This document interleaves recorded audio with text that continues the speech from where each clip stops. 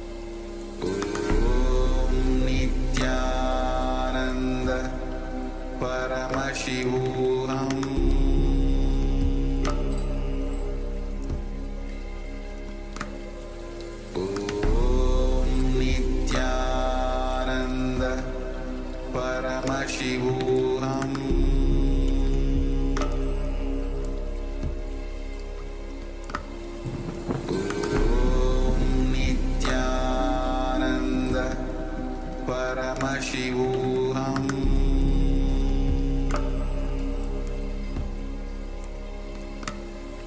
Om Nithyananda Paramashivoham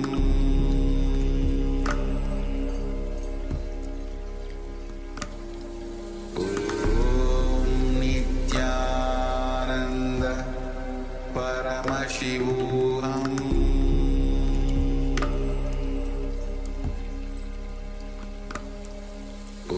Om Nithyananda Paramashivoham.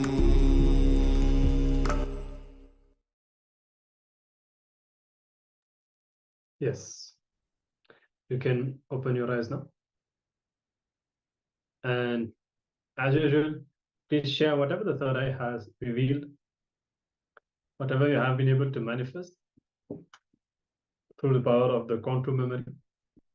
We invite all of you to type in the Zoom chat and share the results of your power manifestation with all of us. So we'll give a few minutes for everyone to type out and share what you have seen through the third. Yes, every single word that you have received in your inner space, any notion, any feeling, describe it vividly and share. Don't hold anything back.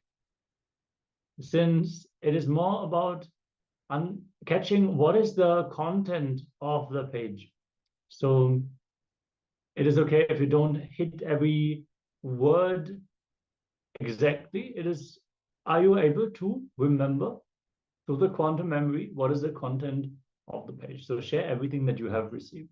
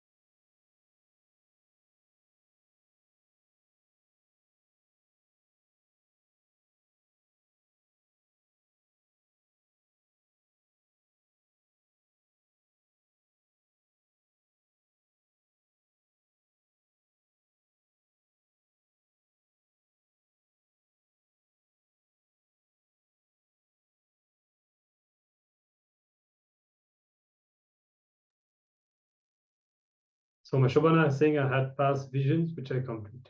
Okay, that's great. Maybe you can see if there's a connection with those experiences, whatever you have seen, and the content in the page. So we'll be having a look now. Let's read through the page and see what all was there. Yes, we're going to project the image now once more and read out what was written on page as well. So the page number 225 of Science of Living Enlightenment. Authenticity. This action is enriching. Mahadeva, the embodiment of responsibility, appears to enrich Vishnu and Brahma and to remind them about their inauthenticity and lack of integrity. Fortunately, Brahma and Vishnu completed and restored their integrity and authenticity. That is the reason the universe is still functioning, available to all of us. I tell you, whenever there is lack of integrity and lack of authenticity among human beings, Mahadeva, due to his ultimate feeling of responsibility, appears in the space of time, form, and name to remind people and bring them back to integrity and authenticity. Today is the day we celebrate Mahadeva's happenings, all Mahadeva's happenings, not just this one, but all happenings. It is so beautiful to see our Sangha restoring their integrity and their authenticity and taking up responsibility and enriching themselves and the world. I can feel the joy that Mahadeva would have felt when Brahma and Vishnu restored their integrity and authenticity. I feel the same joy when Rudra comes into your life with destruction. Face him with integrity and authenticity. He is not your enemy. He is your own being, reminding you to get centered with authenticity and responsibility. He is Shiva, who is your very life, because he loved you, because he is the very you. He is causeless auspiciousness.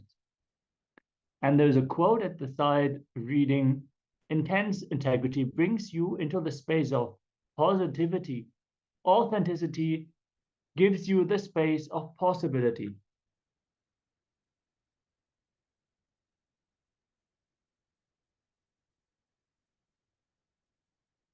It's a very beautiful, very powerful message from Swamiji, aligning ourselves to integrity and authenticity, restoring the very purpose, our alignment to the very purpose for which we came.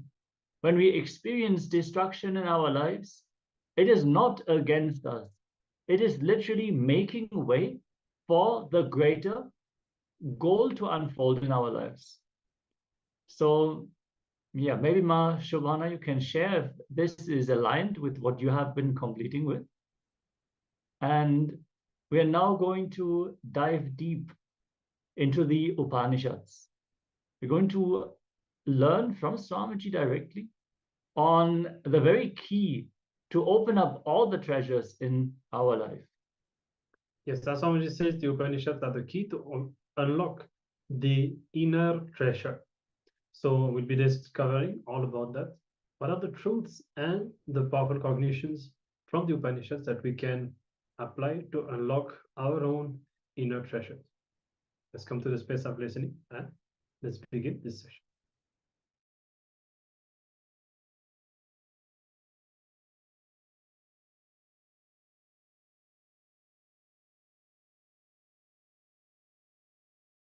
Sambudhim cha vinasam cha yastat vedo bhayagumsaha vinashena mrityum tirtva Sambudhyam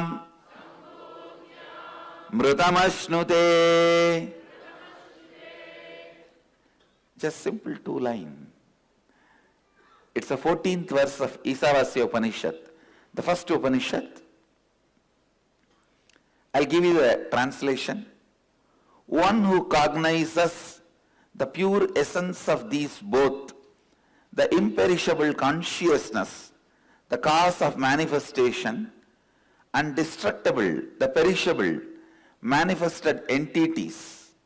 Simultaneously, such a person completes with the fear of death and transcends death by worshipping or by knowledge of the perishable entities and reaches the imperishable consciousness, celebrates the nectar of immortality and bliss, the eternal space of oneness. Now listen.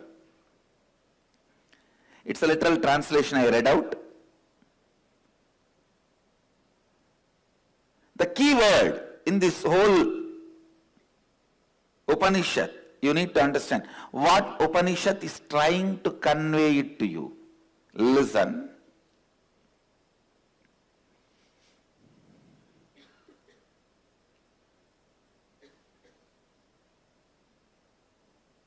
Listen intensely. What Upanishads are trying to convey through this to you, the first thing, the keyword, what you are worshipping in your life. Please understand.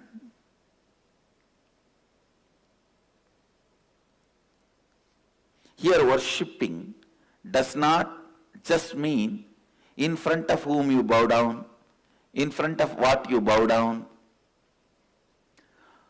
what you think as goal of your life, what you remember again and again.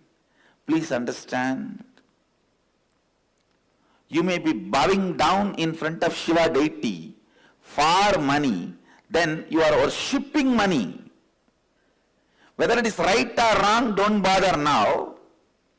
First, let us diagnose, understand what you are worshipping in your life. You may bow down in front of any god, goddess, guru, but what you think as the essence of your life, what you think as the lakshya of your life,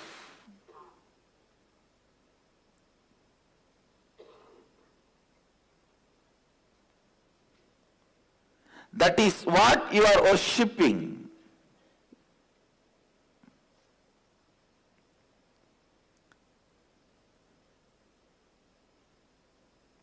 I tell you, if you do not have any goal, just living, then be informed you are worshipping confusion and darkness.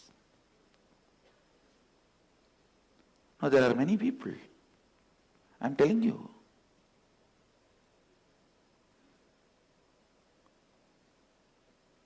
They think, let us drag on the life. At one day something will happen, everything will become all right. No. You are worshipping darkness and confusion. If you are not standing up for yourself, you are only worshipping darkness and confusion.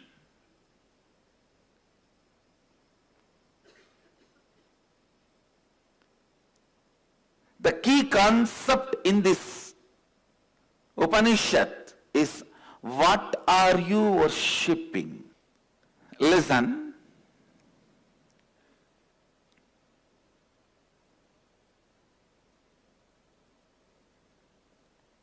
When Upanishads say, Sambudinja vinasancha yastatveto bhayagunsaka vinashena mrityum dhirtva Sambudhyam mritamashnute.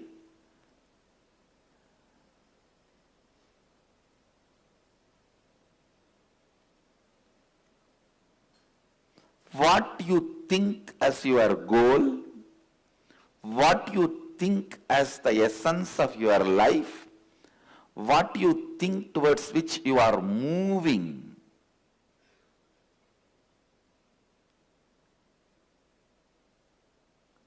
in your life, you are worshipping that.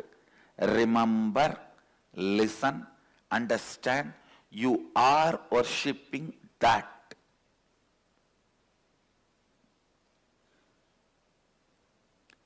Today I wanted Vakyartha Sadas on this subject. All the Gurukuls, Vakyartha Sadas groups all over the world take up this subject. What are you worshipping in your life? What you think as goal of your life? For some people, it may be money. For some people, it may be pleasures. For some people, it may be name and fame. For some people, all of this, part, little. For some people, just confusion. I tell you, there are people who worship confusion.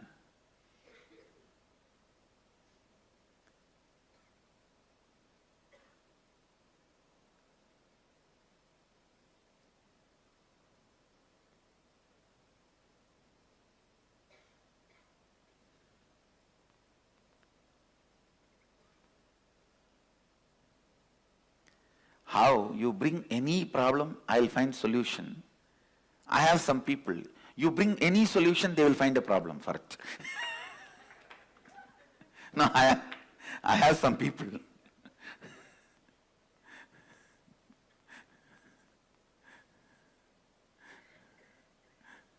Even in my own Sangha, I have some people.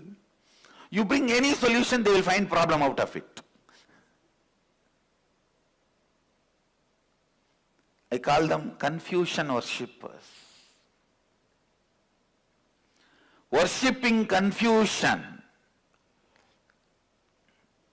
worshipping the status quo, worshipping the inaction, worshipping the non-transforming, stuck-up space.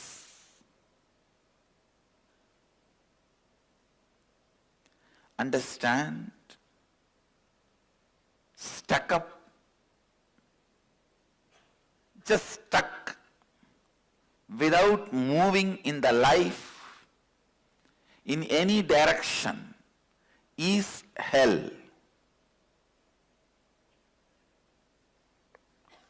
That is hell.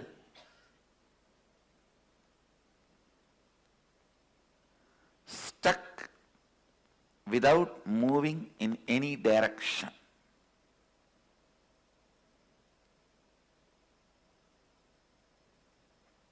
Confusion worshipping.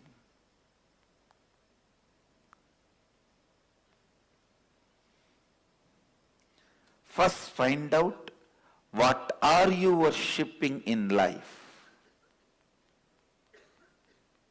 Second, how much is consciousness and how much is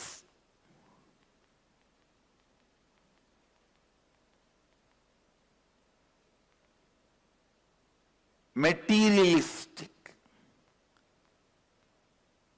perishable. Look in, find out how much is imperishable and how much is perishable.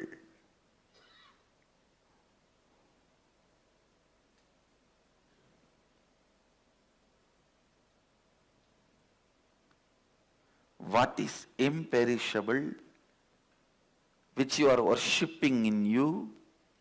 What is the perishable which you are worshipping in you? For example, some part of you may feel, I think I should have name and fame, recognition, money, all pleasures in the life.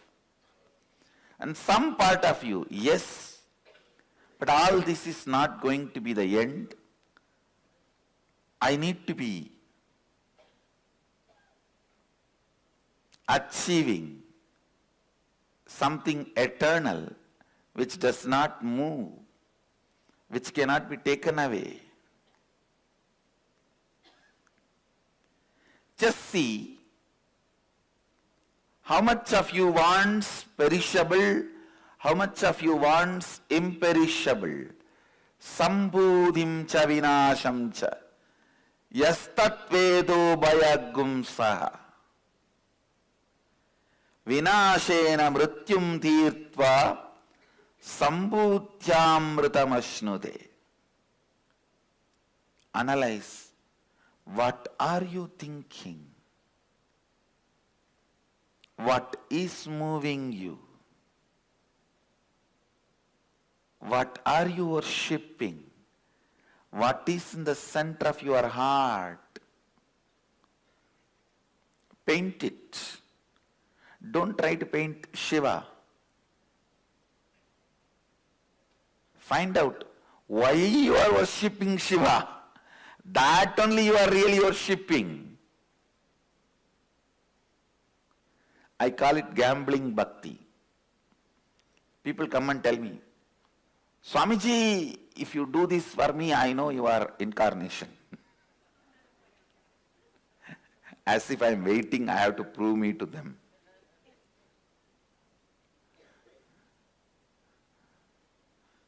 Gambling devotion. So they gamble.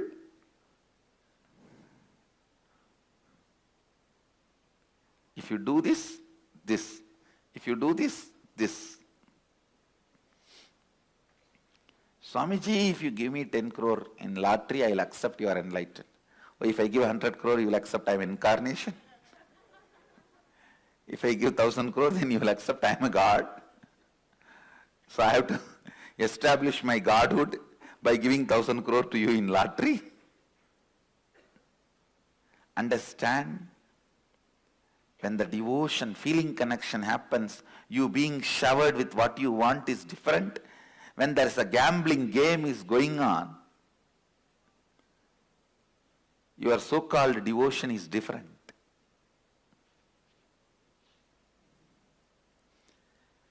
When you build your mind on perishable, your life will be logical. If you build your mind on imperishable, your life will be magical.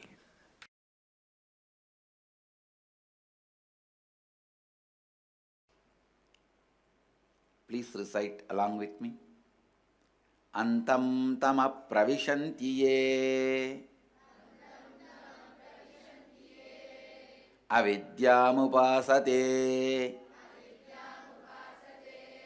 tato bhuya ivate tama yavu vidyayam rataha. Those who worship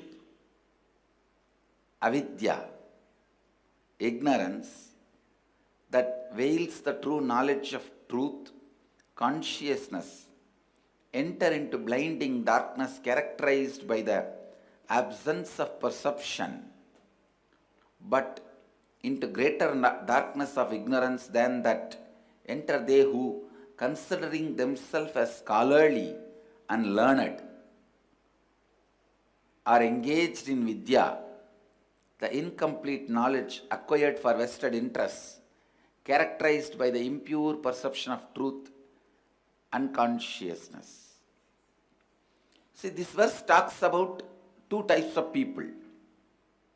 One, who worship ignorance. Second, who worship of truth. Knowledge for the sake of vested interest, not for the sake of knowledge itself. Understand? Knowledge for the sake of vested interest, not for the knowledge itself. When you start worshipping the knowledge for the sake of knowledge,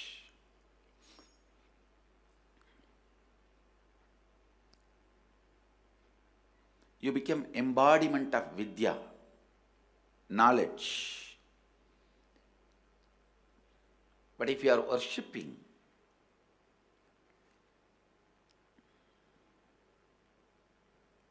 the knowledge for some other vested interests, as I was describing few days before, for the sake of luxury or for the sake of any other comforts, if you stop seeking,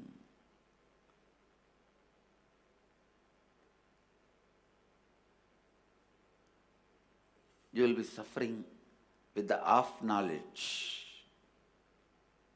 the incomplete knowledge, the impure perception of truth, consciousness. I am telling you, please understand, when you enter into the search of spiritual knowledge, seeking,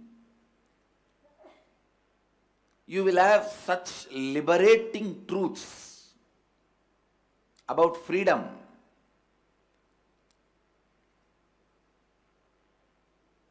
all powerfulness. All these great truths will be told. But be very clear, unless they become experience, don't try to mess up with the concepts of freedom. Please understand, most of the time, giving into your patterns, you will start declaring as freedom. You will say, after all, I am enlightened, I am a soul, I am free. Then finally, go and eat the beef. Ramakrishna says beautifully, an example.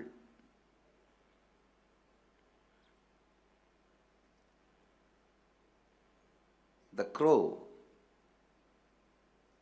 may try to boast about itself but finally end up in eating what it eats from the dustbin, dirt. So understand, most of the time,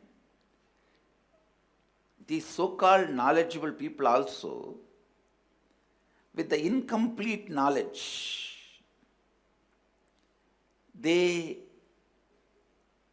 give in to their patterns and declare they are free. Please listen. I'll give you a more clear example.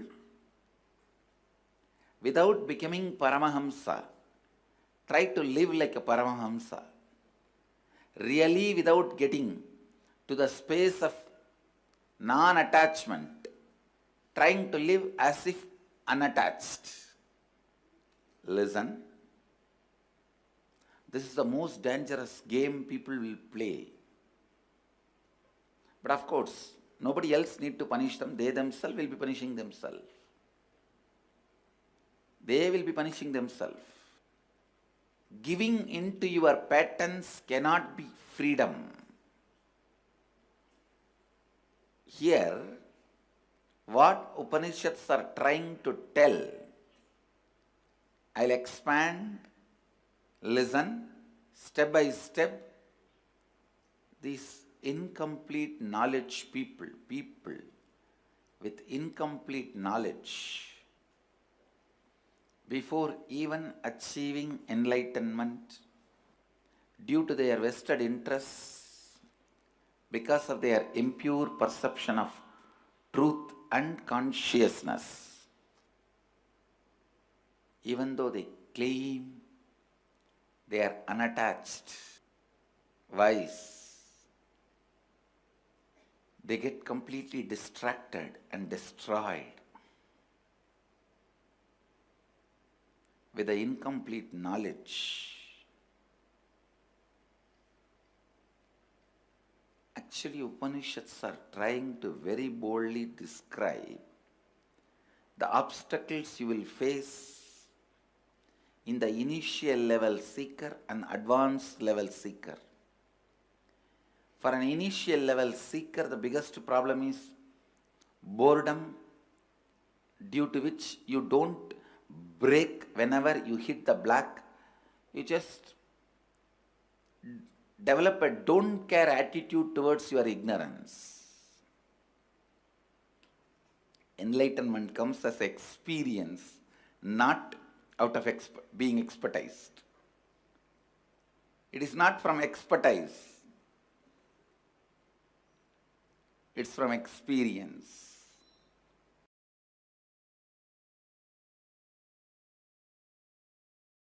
Agnenaya supadaraye asman vishwani deva vayunani vidvan yuyotyas majjuhuranamena bhuyishtande nama uktim videma.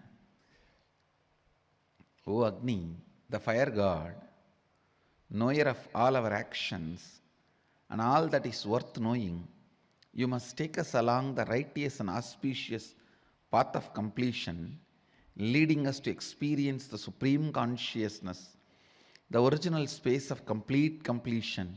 O God, consciousness, may you remove all our incompletions that are obstacle in our good path of completion. Beyond coming and going, birth and death, unto you we surrender with many reverential words, bowing down again and again. Listen. If I squeeze this whole 18 verses, the essence I see is intense seeking. Seeking is the way God in you wakes up. Understand? Seeking is the way the God in you wakes up.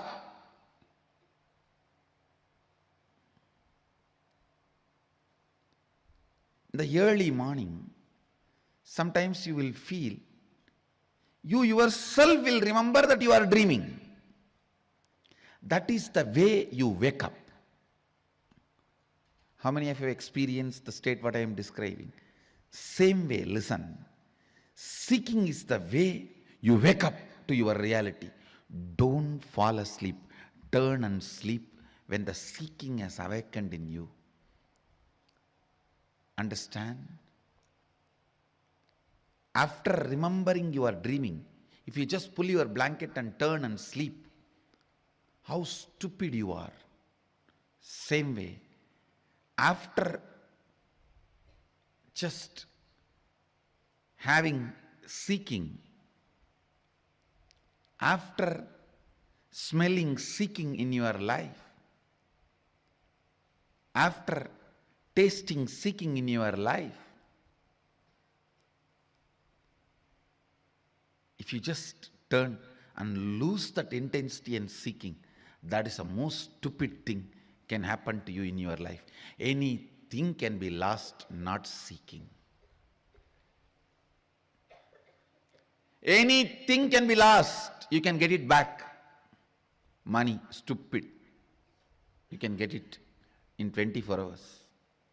Health, you can get it within next few weeks, even if you lose it. Character, there is nothing called character. It is just your understanding, ideas. If you alter it, you will get it immediately back. Anything can be lost, you can get it back. Not seeking, because seeking is not something to do with mind. It is something to do with your very consciousness. Seeking is the love letter from your beloved who is living in your heart forever.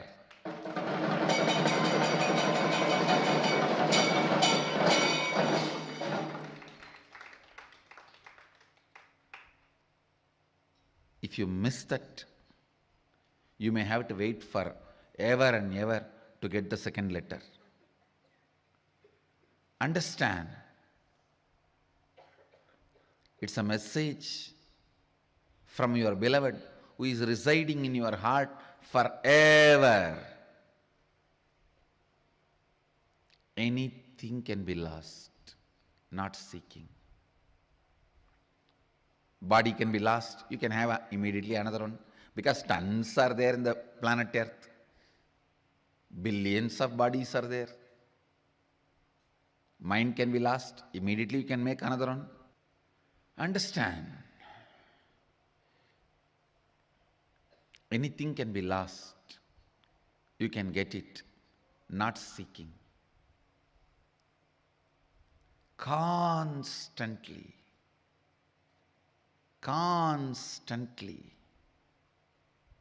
keeping your inner quest alive, keeping the basic questions alive till they become experiential answers, not intellectual, experiential answers. What am I doing? Every day, what am I doing?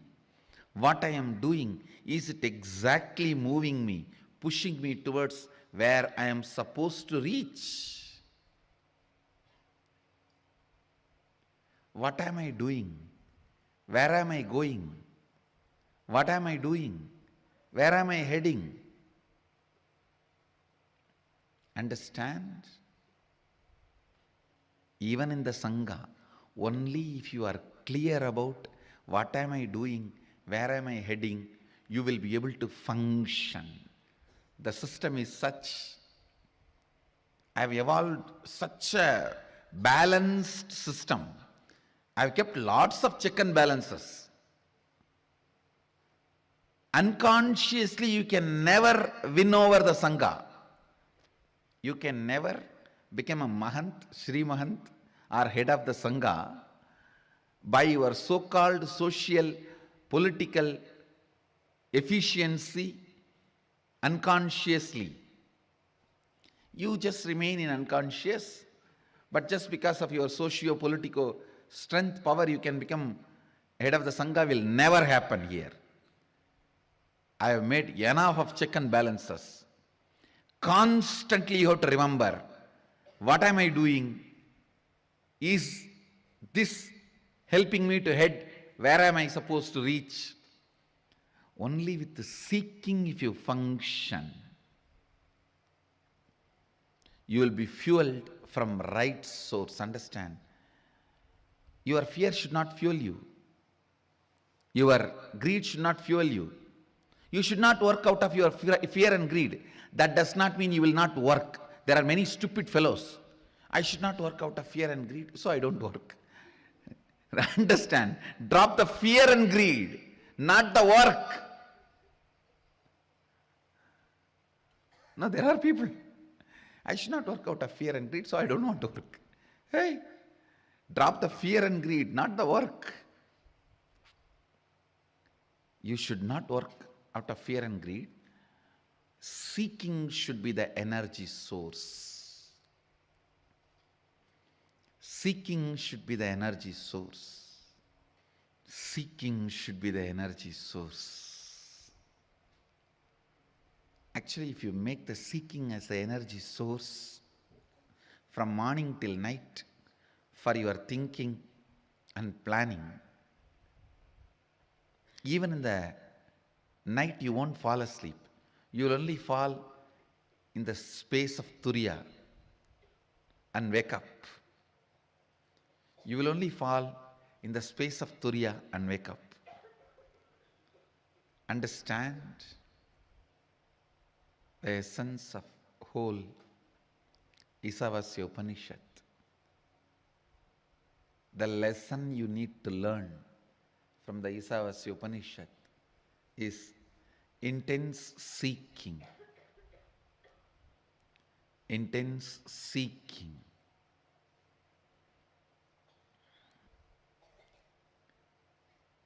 The 18th verse emphasizes on praying and surrendering.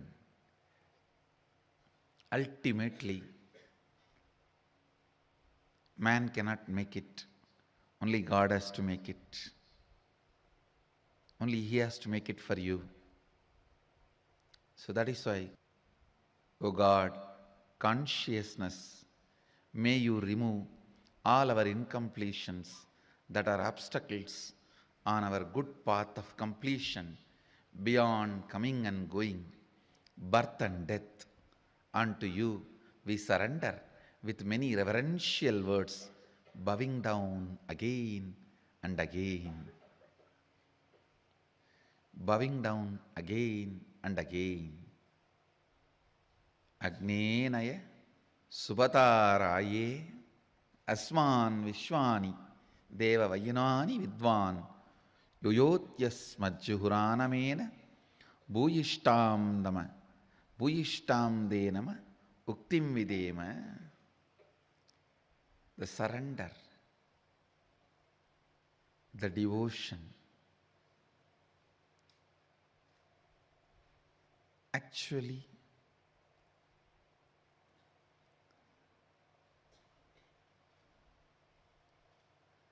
when your bioenergy is kindled, awakened, the devotion and surrender will be the first thing happening in your biomemory.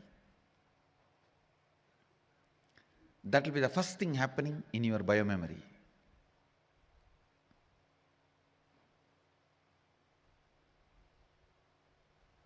Your whole body and mind will start tasting devotion and surrender. Agnenaya Subhataraye Asman Vishwani Deva Vayunani Vidwan Yotyasmajjuhuranamena Bhuyishtam Denama Vuktim Videma. Every time when I chant this verse, throat feels so sweet. Because the way it is described, we surrender with many reverential words, bowing down again and again. Bhuyishtam denama bhuktim videma pranamami muhurmuhu, means bowing down again and again. When the gratitude overflows, that's the only thing you know to do. Nothing else can be done. You don't know what to do. Pranamami muhurmuhu. Bow down again and again. When your bioenergy, God particle, Kundalini Shakti is awakened, you will feel tremendous seeking in your biomemory. Suddenly you will see the cognitions you built about you, everything is collapsing like a Hindi movie climax. How in the Hollywood, Bollywood movie climaxes, always they have to collapse at least 2-3 buildings. Only then climax will happen. How those buildings collapses. You will see your cognitions collapse. Not for bad, but for good.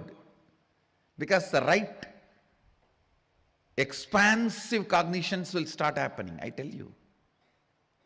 That is why I am saying, when the seeking happens in your life, 10 times more you should be micromanaging and planning.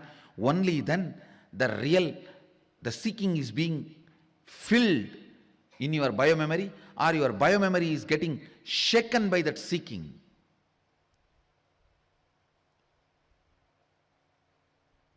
Normally you are managing one shop. If a seeking awakens in you, you should be able to manage 10 shops. And the seeking fire, only then your seeking is penetrating into your biomemory.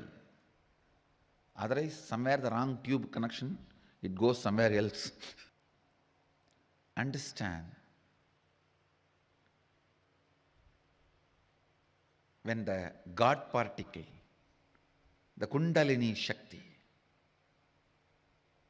bioenergy awakens in you, the first thing will happen, your biomemory will be shaken with seeking. Everything, the old cognition will start shaking, shivering, like Bollywood movie climax. How the buildings collapse, cars explode. Your old cognitions will explode, collapse. And the new will start happening. New cannot be exploded or collapsed because it will be stone. The first thing will happen in your biomemory is seeking, exploding. In your muscle memory, so much of energy will happen. Suddenly you will see the tiredness disappears. So much energy to live your day-to-day life. So much joy to live your day-to-day life. This Nithyanandaham experiences. Still every day in the Facebook, oh God, I'm so happy I've done it.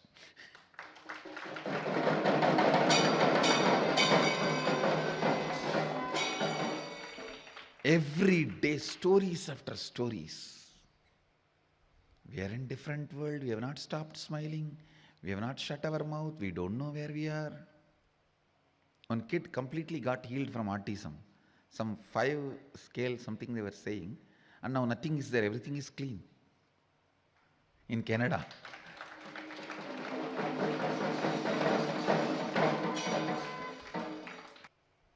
I am venturing into the next experiment. Loading that same frequency of bioenergy into Spatika Linga. I am loading into 3 Spatika Lingas. And the process is successful. Understand? First time I am venturing into this. Same frequency of that bioenergy. Loading them into 3 Spatika Lingas. And I am sending it. Anybody who gets the darshan, touches or does any puja, you will have the same effect of Nithyanandoham process darshan.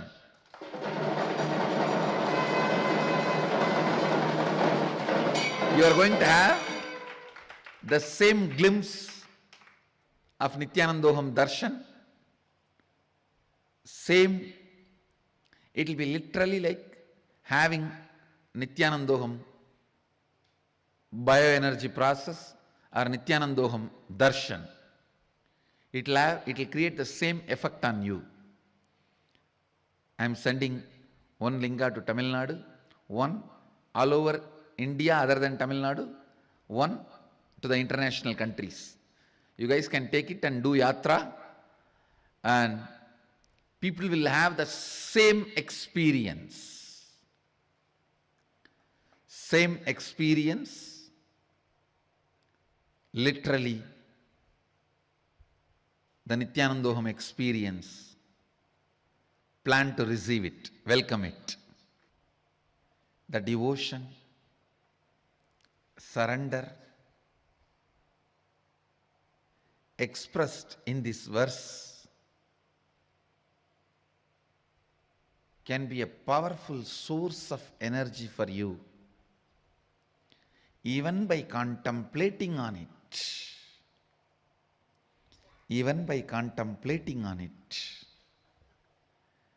Essence of this whole Upanishad is seeking the basic truths. Who am I? Who am I? What am I? Who am I? What am I? Who am I? What am I? Where am I heading? What I am doing? How is life happening? Keeping these basic questions alive. Now, aligning your every breath to these basic questions. Integrating your every breath to these basic questions. Integrating you to these basic questions is seeking. Integrating you to the answers to these questions you received from the Master is living enlightenment. Integrating you to these questions is seeking. Integrating the understanding. Master is the source of questions and the answers.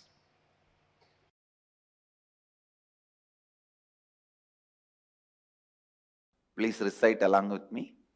Anyadeva Kurvidyaya Anyada Kuravidyaya Iti Shushruma Dhiranam Enastat Vichachakshire. Yes. The translation. It is said that by Vidya, the knowledge cognized from the right context of grasping the truth, consciousness, and the superficial knowledge acquired from the wrong context of grabbing without cognizing the subtle truth, certainly a different result is achieved. Similarly, it is said that by avidya, the authentic actions and the ignorant actions, a very different result is achieved. Thus, have we listened from those wise beings who have explained that absolute principle to us. Essence, the sacred secret, the key truth from this verse. The context you set for you. Please understand. The context you set for you before entering into action or life is more important than your decision of entering or not entering into life and what you do or don't do in life. Listen once more. The context you set before entering into life is more important than what you do or don't do in your life. Context. If you set the context of bhakti, your travel becomes pilgrimage. Food becomes prasada. Water becomes tirtha. Ash becomes bhasma. Music becomes kirtan. Man becomes human. Understand, setting the context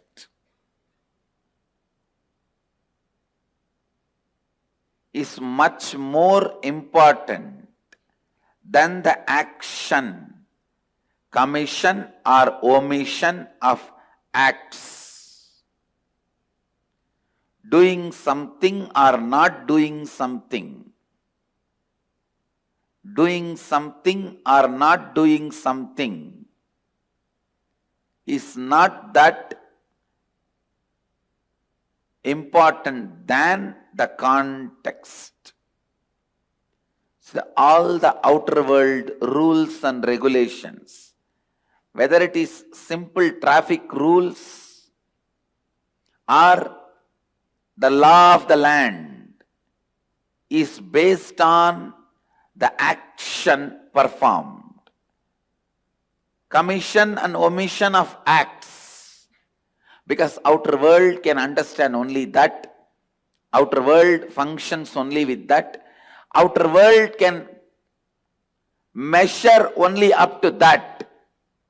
In search of stability and surety, possibility is forgotten. Listen.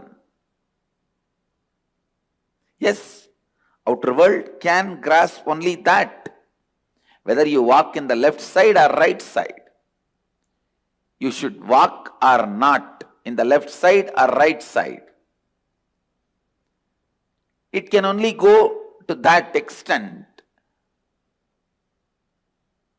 Outer world can understand only that extent is not wrong, but they try to become fanatically declaring only that much exists is something seriously wrong.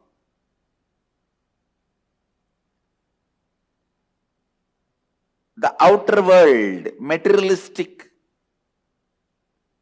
beings,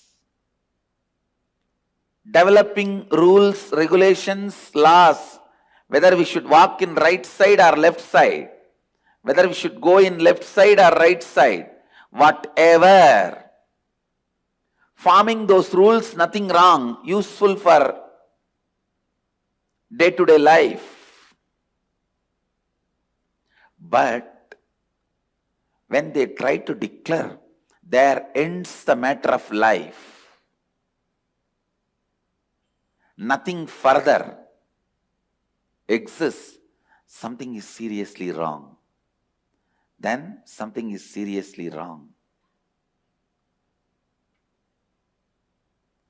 Things which may be conducive, guiding you in day-to-day life, may not help you, may not be conducive, may not be useful in life and death life. Understand? There is something called day-to-day life and something called life and death life.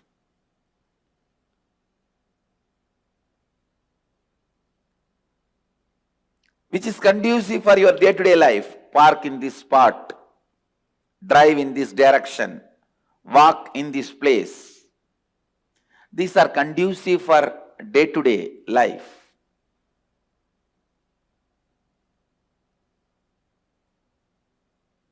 when these people who form the day-to-day life's laws, rules, try to dictate the larger truths or interfere in the field of larger truths, there starts confusion. There starts ignorance. There starts manipulation. There starts exploitation. There is no lane system among the planets. There is no lane system in life and death, traffic. Understand,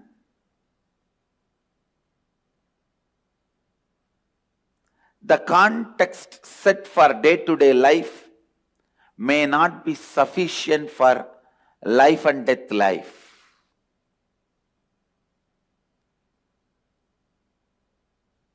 When you are entering into the street, you need to know traffic rules. When you are entering into life, you need to know the laws of life, the truths of living enlightenment. Setting the context before you enter into life.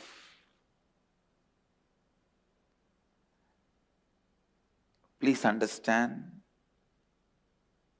life has no remote control. You have to get up and change it. Life has no remote control. You have to get up and change it.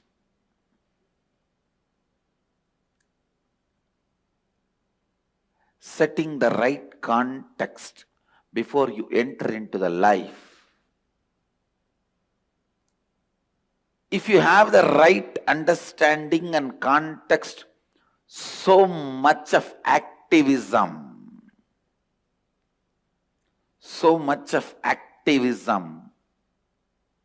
will be there in you. Please understand, being alive, active, intensely active is one of the first qualification for spiritual life. Yesterday, one of my Mahant, I asked him few questions about this vision department, which is relaying my satsangs every day.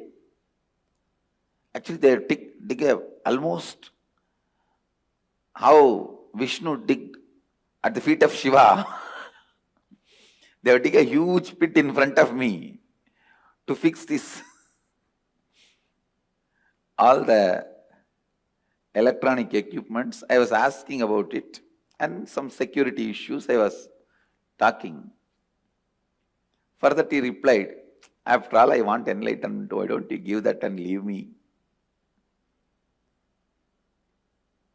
The wrong concept of enlightenment. Understand?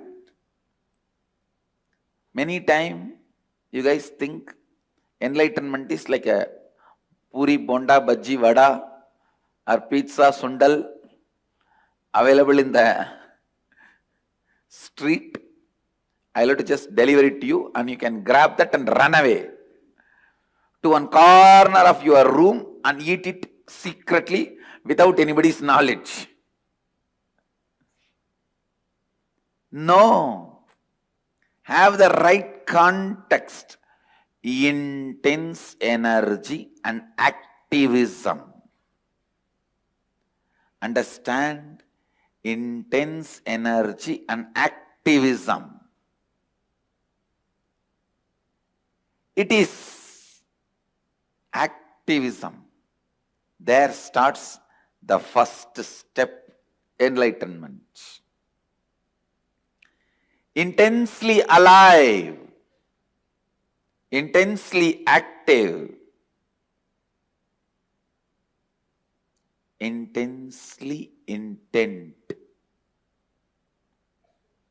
your intention should have intensity.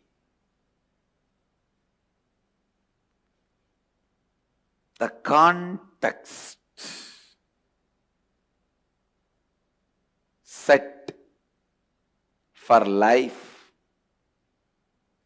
plays a very important role than commission and omission of acts. Because I have seen some of the richest people in the world, but having so much of anger and irritation about the society which demands them to make more money, which respects them only based on their net worth.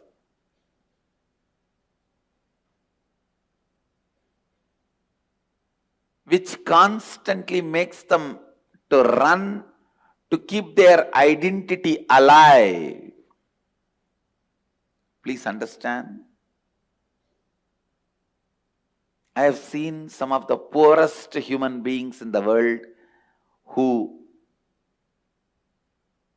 earn meal by meal, not even they earn full day salary. Morning if they work, they get their meal. Evening if they work, they get their meal. If they are not able to work, they don't get anything. I have seen that kind of people. And I have seen some of the richest people. There are some people who spend what they spend for their one day can be an asset for some of the poorest people for their whole life. I have seen both ends, both extreme people.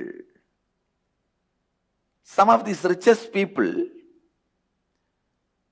even though they are generating wealth more and more and more, they have so much of anger towards the mechanism which is pushing them to earn more and more.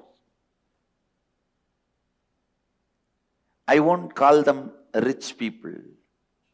I won't call them wealthy people. I'll call them who are caught in that vicious circle accidentally.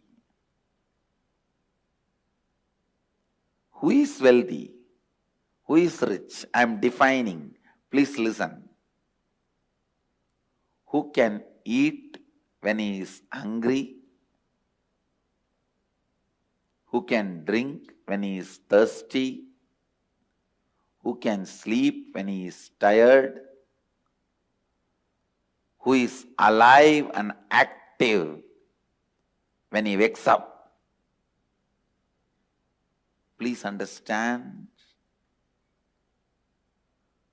Who can eat when he is hungry?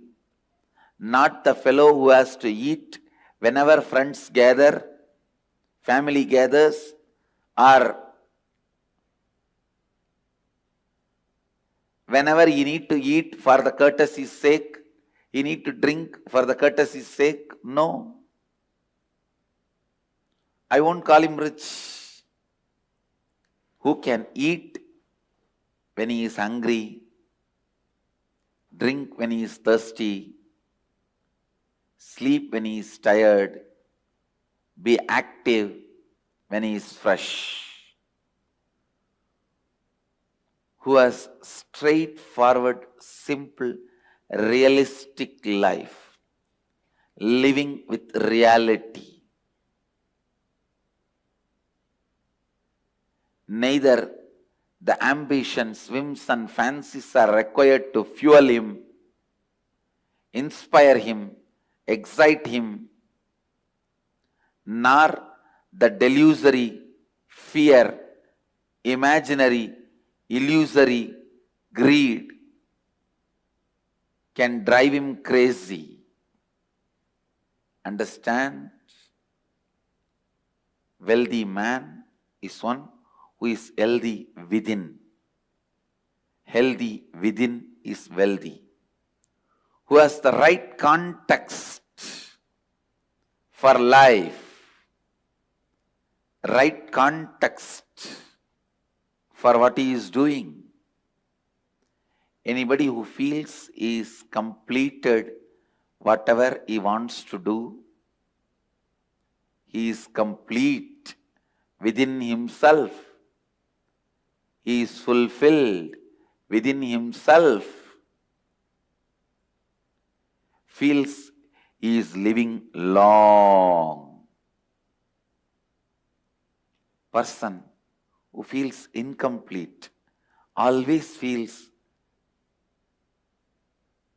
death comes much earlier. Death has come untimely. Please understand, there is no such thing as untimely. Death can never come in untime. He comes in time. He doesn't know something called untime. He always comes in time.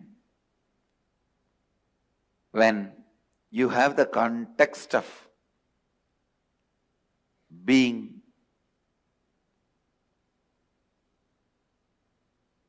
in the space of fulfilled, content, complete, you feel life has so much to offer. It's so rich, so vast.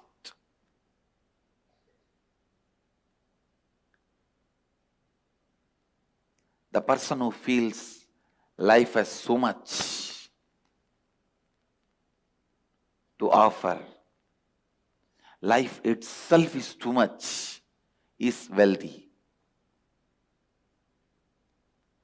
He lives wealthy life.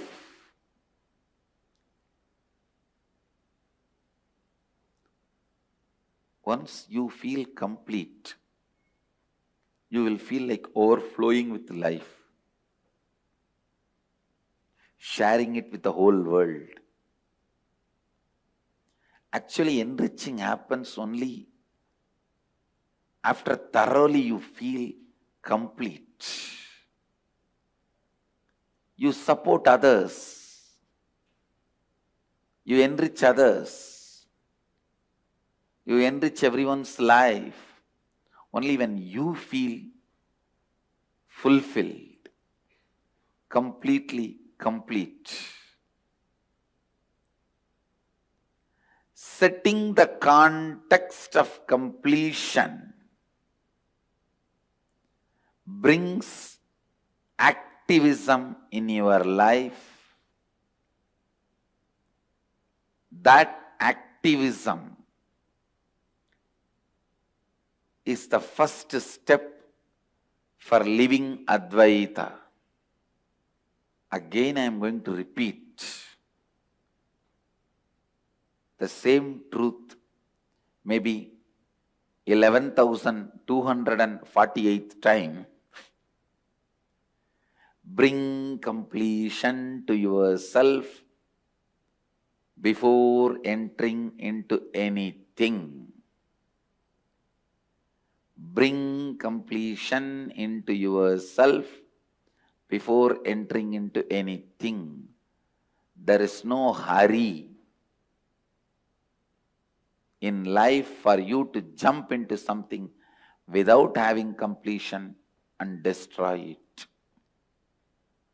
Bring completion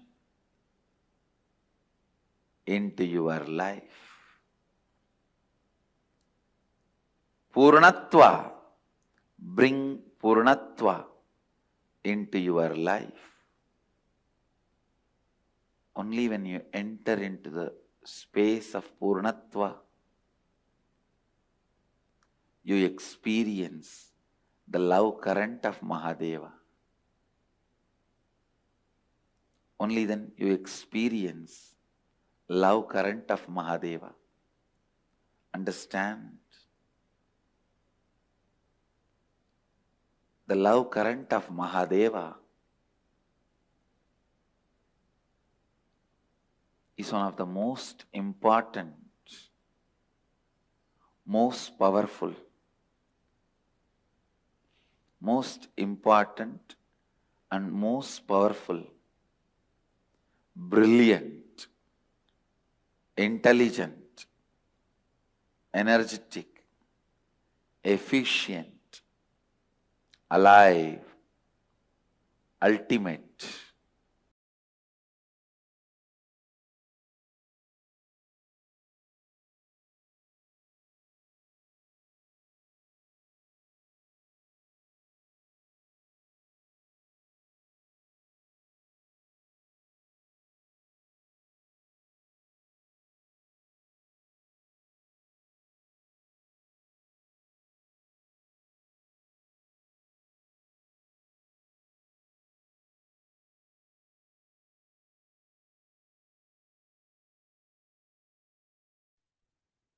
Yes. So, Vijay Swamiji was explaining actually a lot of different powerful cognitions. One that was recurring in few segments, that is that the context that you set for your life is even more important than the actions that you do.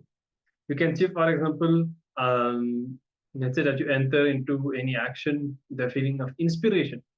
Then when you act also, you will feel inspired, you like what you're doing, you like the result also. But let's say that you feel really tired about something, you're already very clear before doing it that you don't want to do that. Then same way, you will see how you carry that context throughout the action and how you yourself know the result is not going to be worth it. So it's just a simple example. Now, if we can consciously create the right context, if we can remember the right powerful cognition before entering into an action, if we can bring ourselves to completion before doing an action, or whatever powerful cognition clicks with you, you can put yourself in the space of oneness or in the feeling connection with Swamiji. Any of these, if you can create the context consciously like that, you will be successful in everything that you do, and everything will become spiritual. Any action that you do will strengthen your consciousness and gives you more and more breakthrough. So now we'll be entering into a short kind of power manifestation exercise where try to use your third eye for this one. This is actually the first part of the segment. It's in total like a 2 hours segment, which we have split into two. And Swamiji really reveals a lot about the Upanishads. And by being in oneness with Swamiji, with your awareness on the third eye, try to manifest 5 powerful cognitions from this session using the third eye. Okay, today we have been manifesting the power of quantum memory. So it's kind of the same thing. By sitting and consciously deciding to use your third eye, try to manifest 5 powerful cognitions. So there are 2 ways in which you could do this. Either you remember something, something that already clicked with you during the session.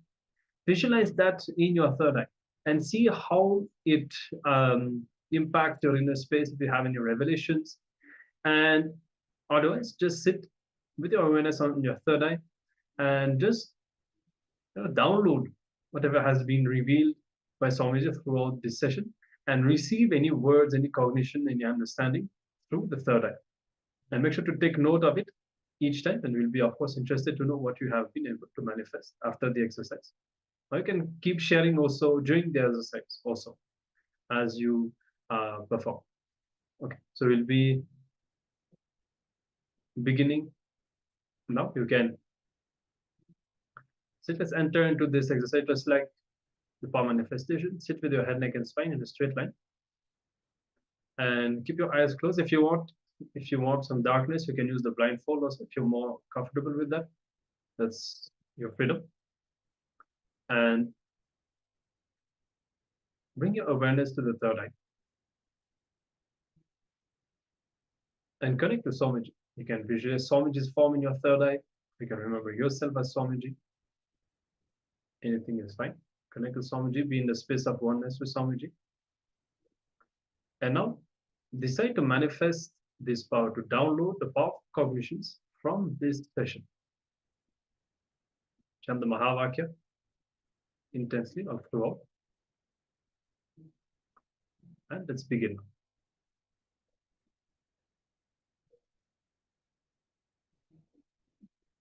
Ananda Paramashivoham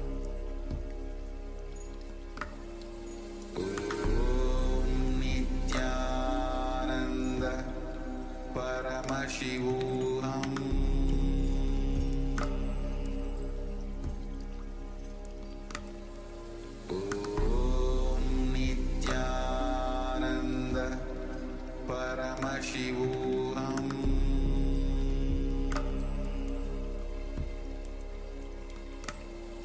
Om Nithyananda Paramashivoham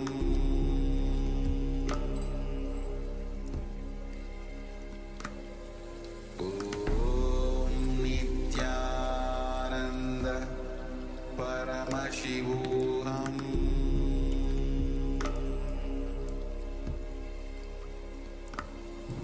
Om Nithyananda Paramashivoham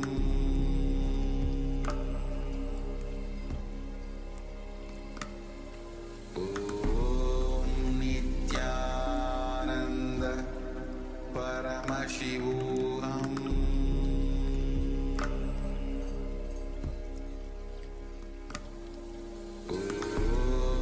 Nithyananda Paramashivoham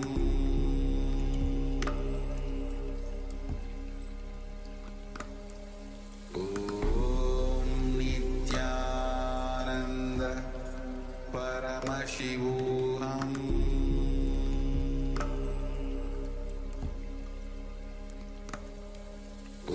Om Nithyananda Paramashivoham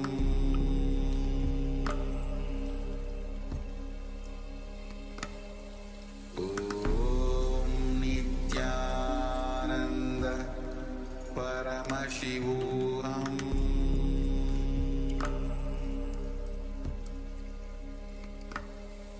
Om Nithyananda Paramashivoham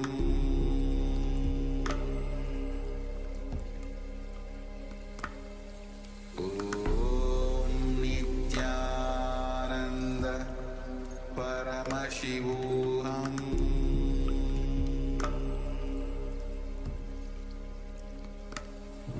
Om Nithyananda Paramashivoham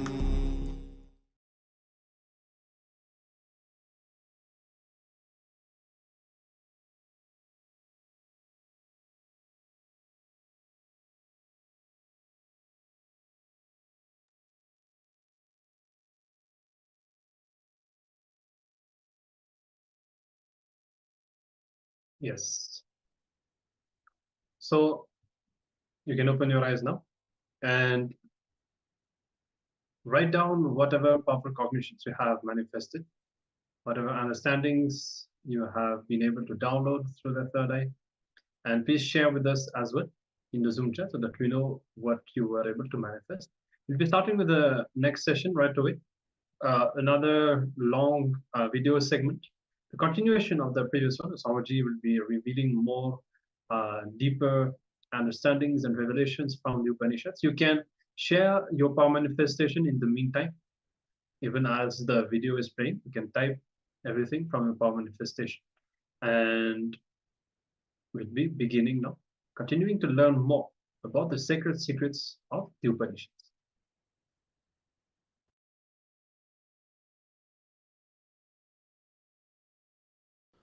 पूषन्ये गर्षे यमः सूर्य प्राजापत्य व्यूहरश्मीन् समूह तेजो यत्ते रूपं कल्याणतमं तत्ते पश्यामि योऽसावसौ पुरुषः सोऽहमस्मि.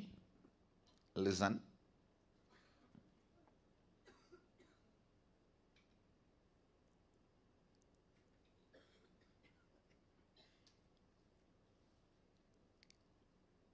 I'll try to explain the science of prayer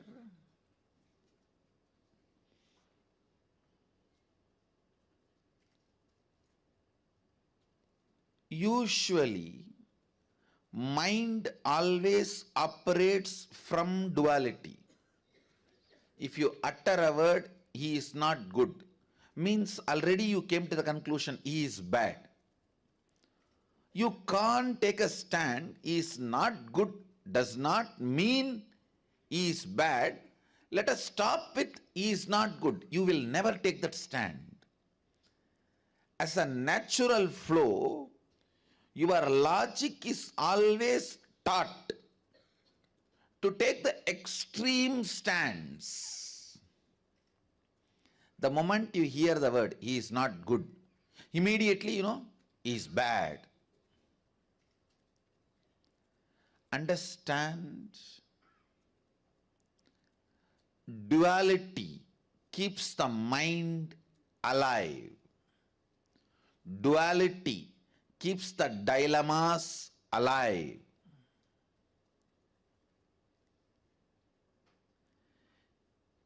Your mind is so brilliant, it can even use religion to keep itself alive. Please understand.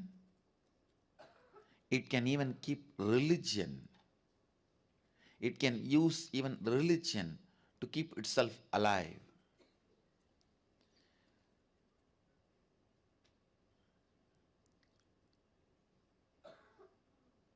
Prayer is one of the most misunderstood, abused concepts.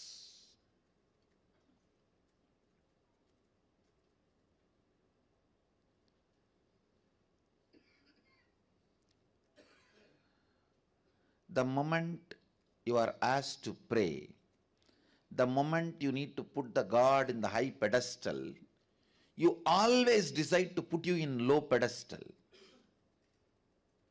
And in some stupid traditions, it is even celebrated as humbleness. No. Understand, humbleness is not thinking less of you, it is thinking less about you. Understand, humbleness is not thinking less of you, it is less about you.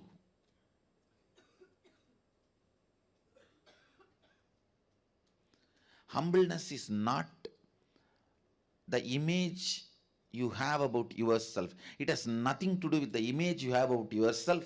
It has something to do with how many times you remember yourself. Stupid, one of the most stupid mistake humanity has committed, putting yourself down and thinking only then you can put your God up. No. Understand? Putting your God up does not really requires putting yourself down. Putting yourself down does not necessarily make you to put your God up. This is one of the very important truth you need to know. Please understand. I feel so blessed. The Vedic tradition, the Hindu tradition,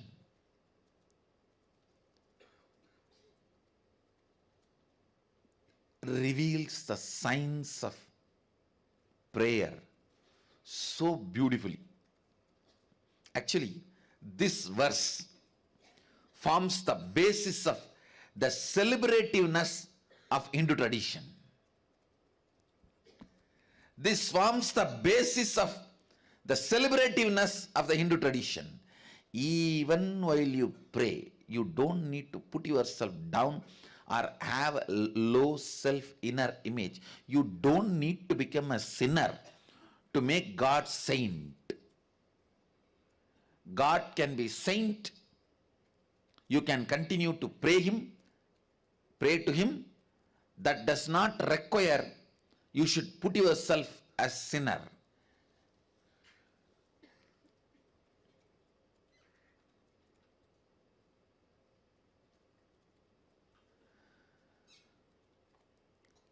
In any form, consciously engaged powerlessness will only lead to bondage, whether during the period of your study or during the period of assimilation and cognition of the truths about your life, or during the periods you practice your profession, or during the periods you build your relationships, career, every part of life, or during the period you pray or you meditate, every part of life, entertained powerlessness only will bring tremendous bondage to you, suffering to you.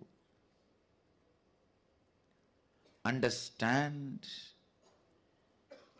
even in front of God, you don't need to feel powerless to pray to Him, to ask Him. What a mature tradition.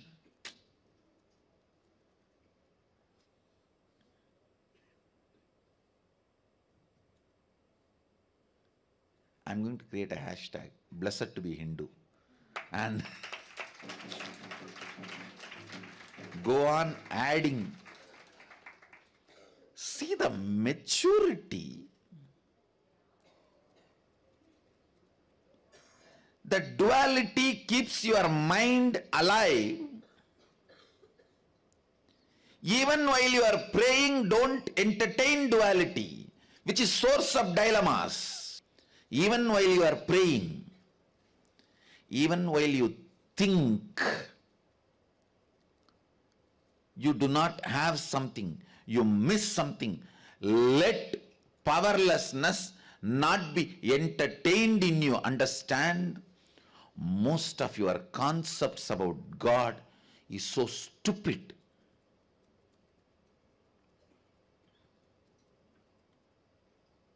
It affects the concepts you carry about you. Understand, if you have no business with God and you have a stupid concept, it's okay. But when you are doing business with Him and you have a stupid concept about Him, is something seriously wrong.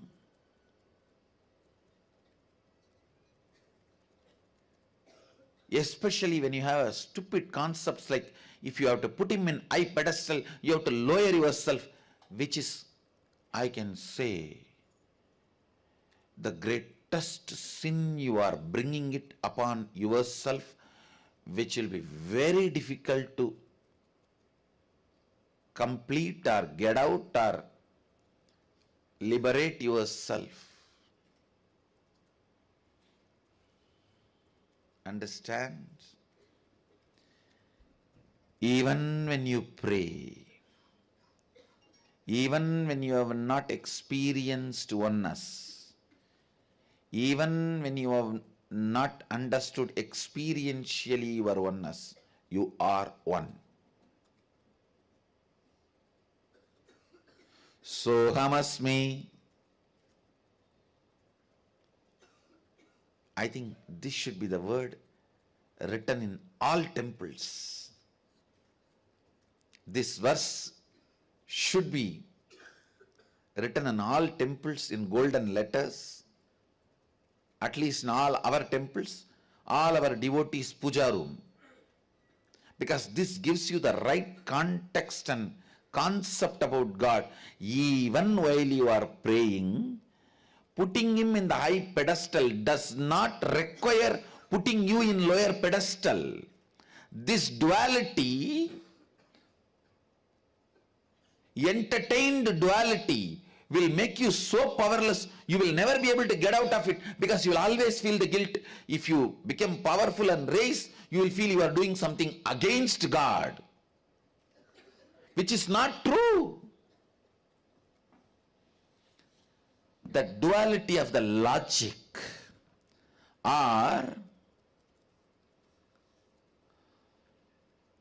inefficiency of the language. See, the language always will have the inefficiency and restrictions of the originators of the language. Blessed to know Sanskrit. One more hashtag. No, really, because that's a language where originators does not have any restriction in their inner space.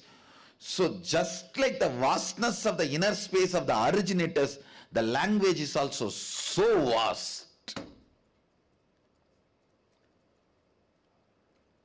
This concept, putting yourself lower, is not a prerequisite. It is not necessary for putting the God up.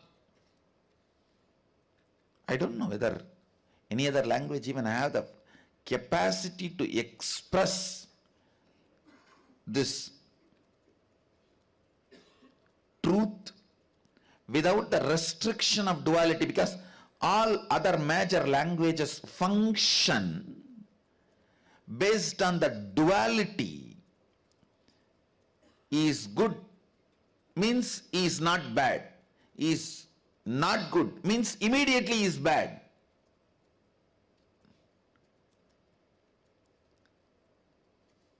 The language which functions based on duality cannot always reveal the truths because it has its own restrictions. Blessed to be Hindu, blessed to know Sanskrit to understand Hinduism in its original form.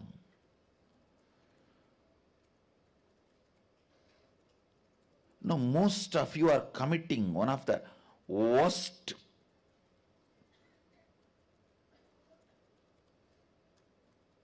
sin. You are building a self-torturing pattern in the name of prayer, because you are always taught put yourself down to put God up, which is not true. And once you learn this pattern of belief of if you have to put God up, you have to put yourself down, one of the worst thing happens is you never come up. Even by mistake, once in a while you feel good about yourself, you feel something is wrong. You get into the guilt. Oh, I'm feeling so good about me. Am I putting God down? Because I'm all the time supposed to be shivering inside, praying, oh God, oh God, oh God, oh God. No, that is one of the most dangerous belief systems you build in the name of religion. I tell you, slavery was never abolished. You are only made to think so.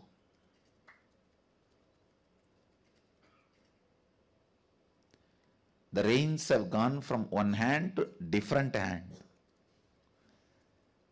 The different hand is brilliant enough to make you believe slavery has been abolished.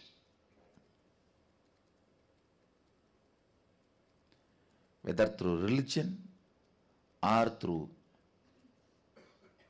the food industry, pharmaceutical industries, the slavery continues to be maintained. Please understand. People will go to any extreme for the sake of power.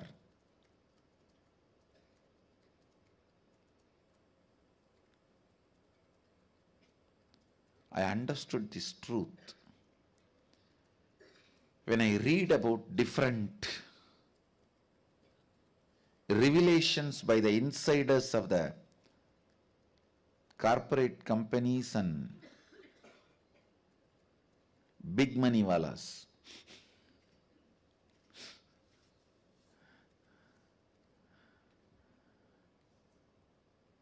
Listen.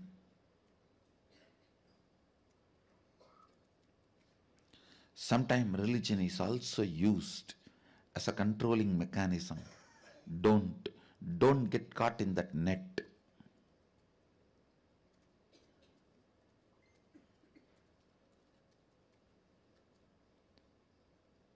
The 16th verse of Isavasya Upanishad sets you free from all possible slavery related to mental games.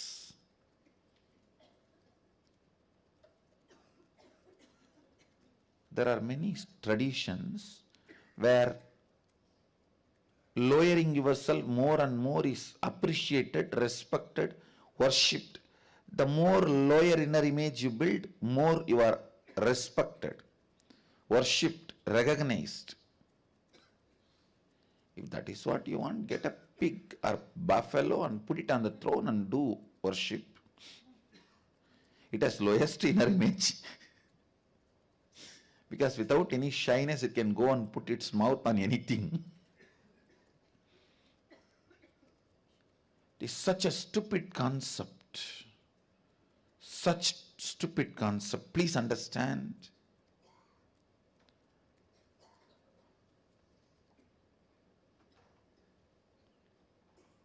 To put God above, you don't need to put yourself down.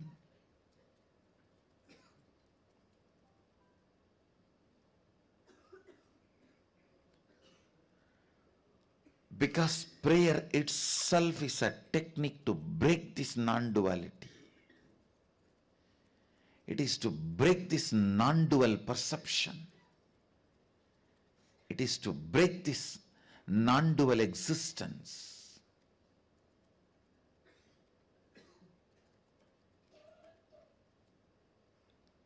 Lower inner image. Understand? The lower inner image.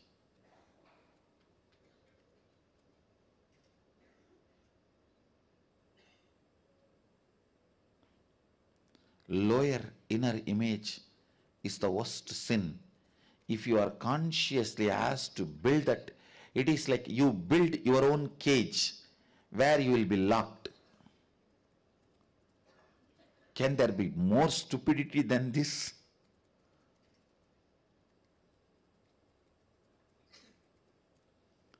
The verse is very clear, the sutra is very clear, rishis are very clear. Even when I pray, I am you. Understand?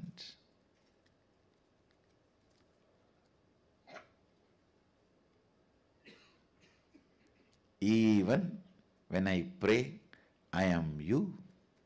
Sohamasmi. It's not that only after realization. Even while I have not realized my oneness with you, even though I am a devotee praying to you, I know the truth, I am one with you. I tell you, in all our temples, in our tradition, this verse should be written in golden verse wherever you pray, and prayer should be taught based on this verse. This is the definition of prayer. Even while you pray, remember, God is above, true. But you don't need to be below.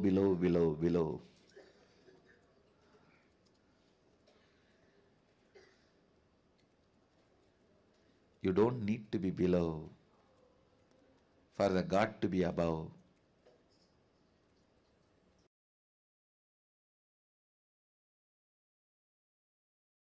Kuruvanneveha karmani jijivishetsadaggun samaha evam tvayinanyatetosti na karma lipyate nare.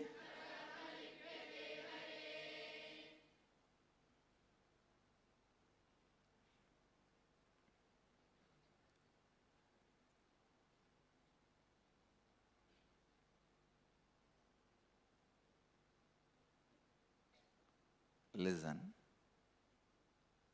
Chant once more. Kurvanneveha karmani jijivishetsadaggun samaha evam त्वयि नान्यदेतोऽस्ति न कर्म लिप्यते नरे.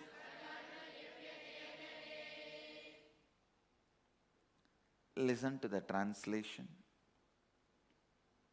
One should desire to live in this world for hundreds of years, all the while doing his deeds dispassionately as sanctioned by the scriptures,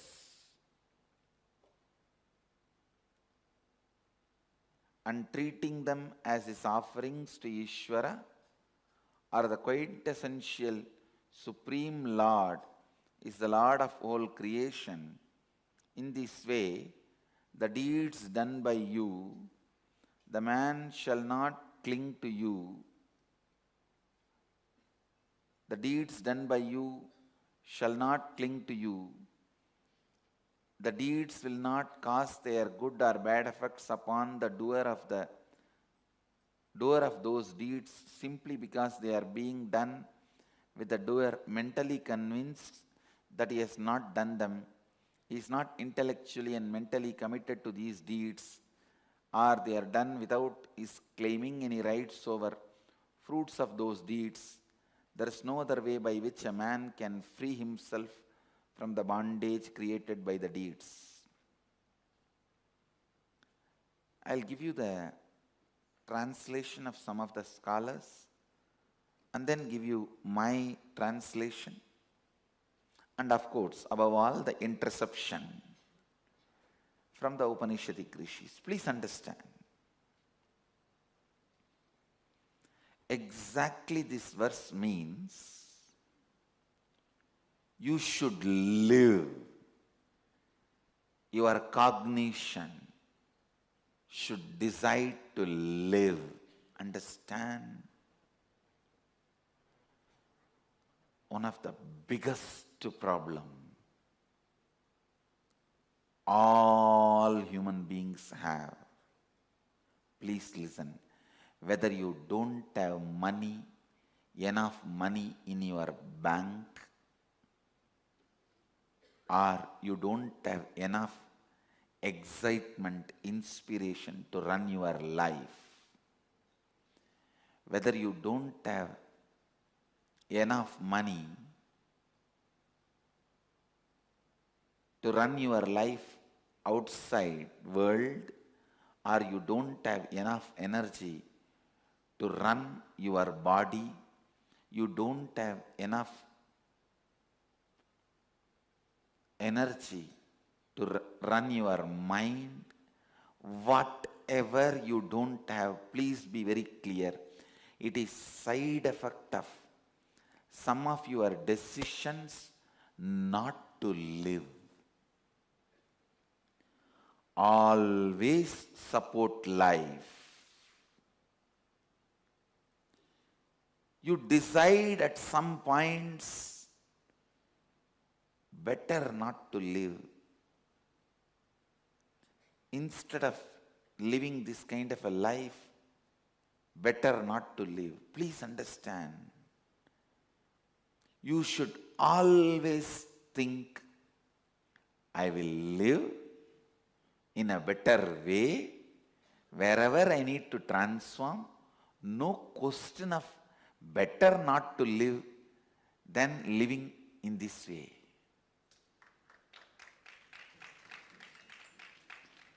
Whether your body does not have energy to get up, or your mind does not have enough excitement, whatever you may think you lack is nothing but the side effect of the decisions you did in your past against life.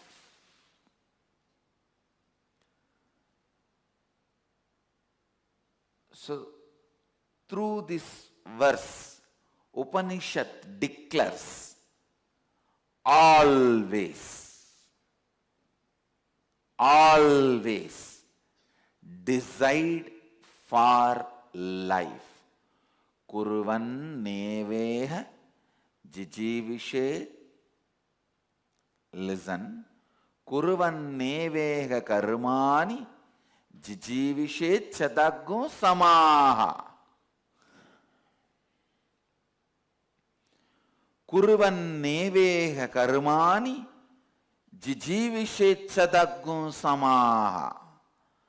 Always, always, always, at any moment, decide for life.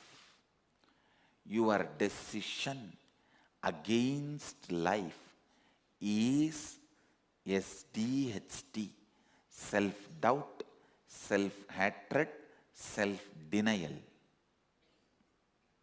All your tiredness, physical tiredness, mental boredom. Actually, physically when you feel bored, that comes as tiredness. Mentally when you feel tired, that comes as boredom. And all pain is a suppressed anger. Understand? Whenever you become angry, you become violent and decide against life. Whenever you choose for life, your anger melts down into love and compassion. Any decision, please understand, even people who attack you, cherish enmity towards you, never decide against their life, never decide they should die or they should suffer. Always decide they should not interfere in your life. Any attempt they try to do to harass you or interfere in your life should be failed. Decide only for life. Listen, when somebody attacks you, tries to harass you, if you decide, let them be killed or destroyed, it is against life. Always decide, let them not be able to disturb me or harass me. Let them fail in their attempt to harass me or disturb me. That's enough. Let them transform, not to disturb me or harass me. That is enough. That is the decision for life, I tell you. Whenever you decide for life, you become so powerful, strong. Naturally, no one will be able to harass you, disturb you, and cosmos will decide what to do with them, what to do with the people who are trying to attack you, harass you. Cosmos will decide what to do with them. God will decide what to do with them. In you, be very clear, you always decide for life. I tell you, a person who decides for life will be Tyagaraja. He will be such an amazing sacrificer out of love. Without even thinking, he is sacrificing.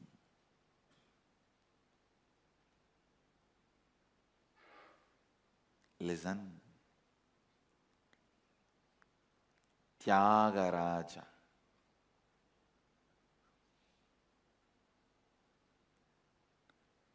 Tyagaraja. Always decide for life. There's a beautiful story of the great Rishi, Dasichi.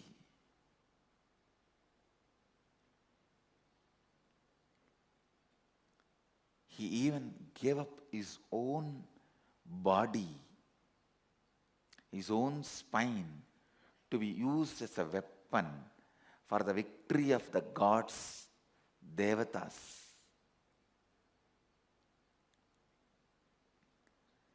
Always deciding for life. He did not decide against his life. He already achieved what he needs to achieve through his body. That is why he was ready to give it if it is going to be useful for somebody.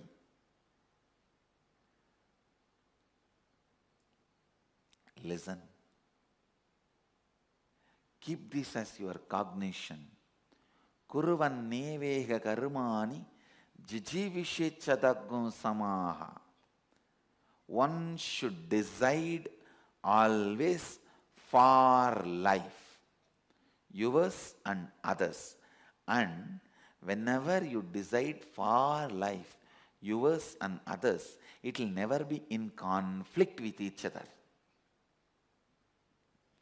It will never be in conflict with each other. Understand? Yours and others always being in conflict means that is animal world. Yours and others, when it does not exist in conflict, you become human being. Yours and others, when it becomes complementing each other, you become devata, space of devata. So if you are living in a space where there is a conflict between yours and others' life, you are still living the animal life. The life of beast, animals. And if you are living a life where there is no conflict between yours and others, you have come to the human space. You have come to Bhuloka. If there is always a conflict between yours and others' lives, you are in Patala. If you are in the space of no conflict between you and others' life, you are in Bhuloka. When your life and others' life complement each other, you are in Devaloka. So you decide what kind of loka you want to reside.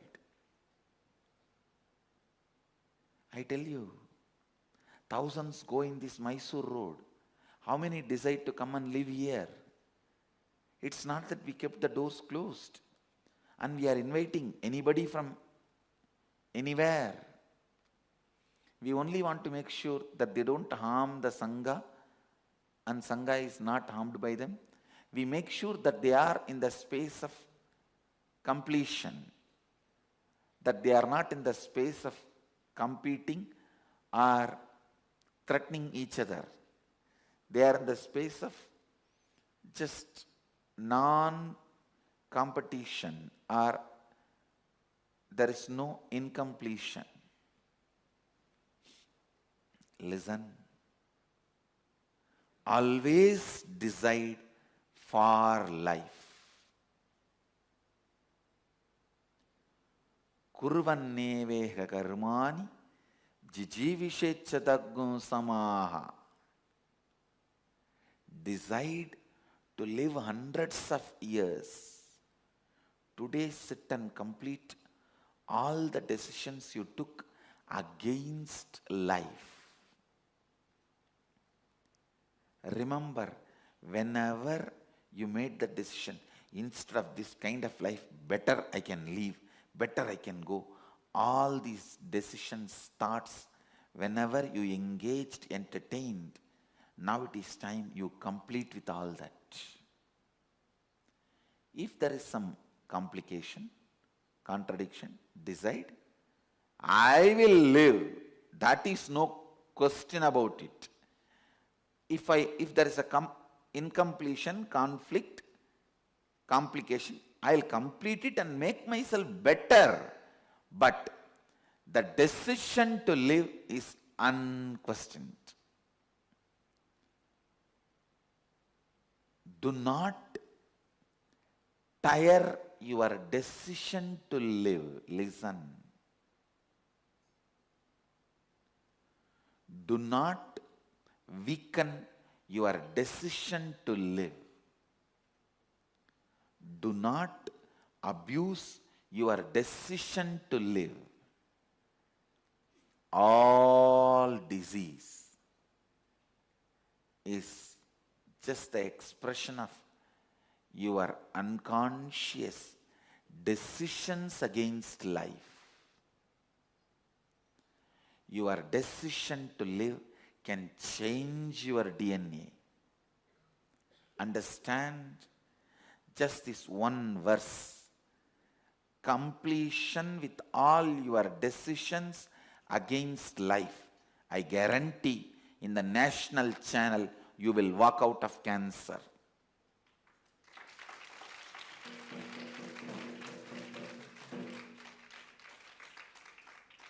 The satsang is live now in one local channel, Arra Live, Arra channel, ARRA, am I right? ARRA, and national channel Sadhana TV, and international channel Nithyananda TV. I am talking with responsibility, with all my integrity. Listen. Just this one verse. Take it as a command from cosmos. Command from Dharma Devata. Dharma Devata serves Kala Bhairava as a dog. The dog of Kala Bhairava is Dharma Devata. Dharma is the dog of Kala Bhairava. Understand, it is directly from Upanishads. Decide for life. Complete with all your decisions against life. Knowingly, unknowingly, whenever you decided against life, now complete all that. That is enough. Your DNA will have different programming, different energy. All your decisions against life should be completed. Incompletions created against life should be completed. And all the incompletions against life, all your decisions against life will be rooted in fear, and your wrong belief you may not be able to live. Creating a delusion you may not be able to live, and convincing not to live, and making you decide not to live and not living is fear. Creating the delusion you may not be able to live, and convincing you not to live, and making you decide not to live, and making you not to live is fear.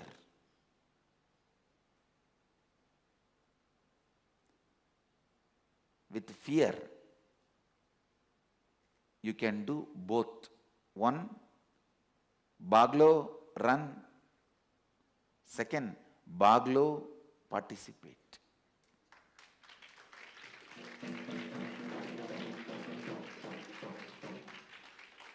Baglo or Baglo. Understand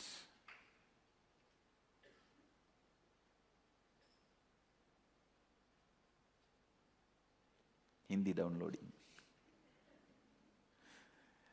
Listen.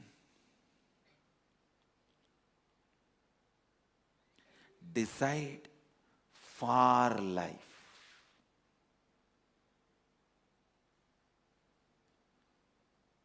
If there is a delusion, you may not be able to live. Don't decide that you don't want to live. No. decide, I'll complete this and continue to live. No question of giving upon. Not to give upon yourself and others is the decision expected from you from this verse. Kurvanneveka karmani jijivishechadaggum samaha.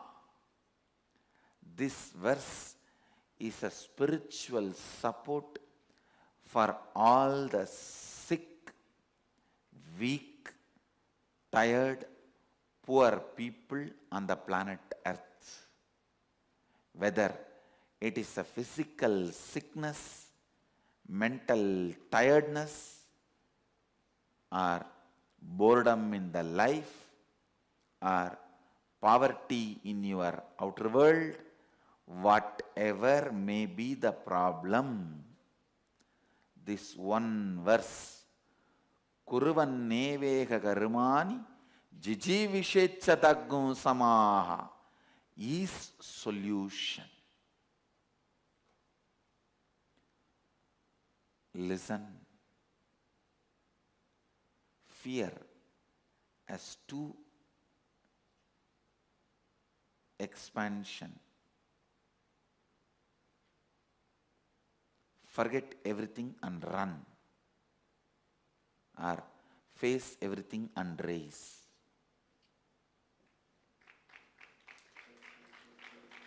All your decisions not to live is made in powerless space. All your decisions not to live is made when your stomach is upset. All your decision against life is made when your stomach is upset, when you have weak guts. So whenever next time you have stomach upset, don't think, brood over, decide about life. Just take little haritaki powder, clean, then sit and plan your life.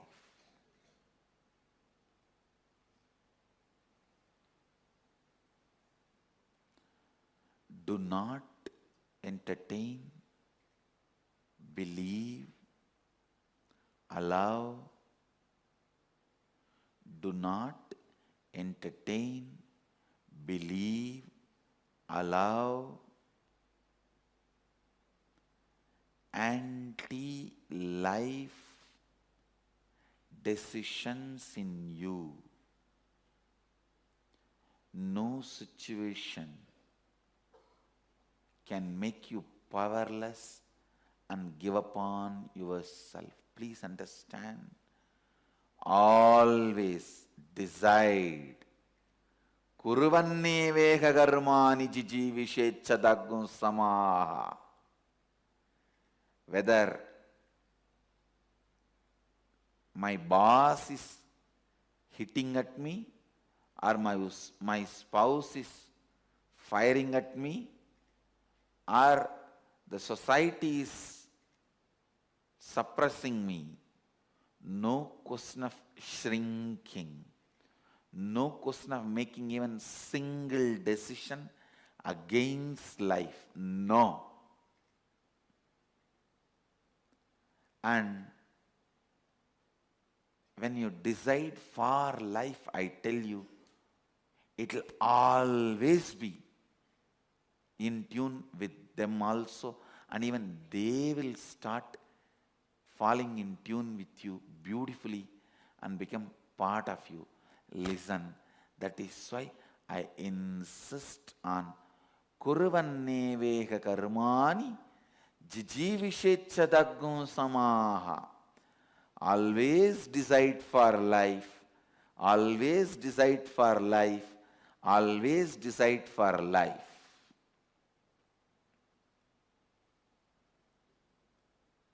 not having money in your bank account cannot make you poor.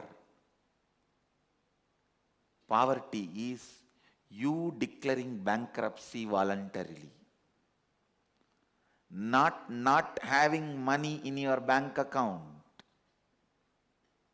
but you giving upon and declaring bankruptcy is poverty. Same way, feeling tired is not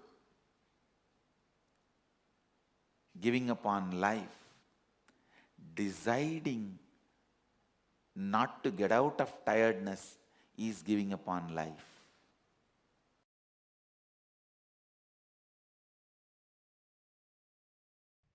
Kena Upanishad. Brief technical introduction. The word Kena means whom. The Upanishad appears as the 9th chapter in Talavakkara Brahmana of the Samaveda, and also known as Talavakkara Upanishad in our Jaimini Brahmana. 35 verses and Shanti Mantra. It's one of the very important Upanishad. And as per the Muktika Upanishad, it's a second Upanishad. The whole order Upanishad is also called, known as Talavakkara Upanishad. Kena means exactly, the word means whom, by whom. Kene Shitam, by whom willed or directed. Directing the enquiry of the truth to its very source is the seed of Kenopanishad. Please understand. This Upanishad directs your seeking to the source. I'll start with the Shanti Mantra, then I'll introduce the Upanishad. Please chant along with me. Apyayandu mamangani. Listen, the verse actually is mamangani. Padabeta is mamangani, means the way I heard from my Guru is Padabeta. The Padabeta is mamangani. The ma plus not full a, of a. Mamangani. Apyayandu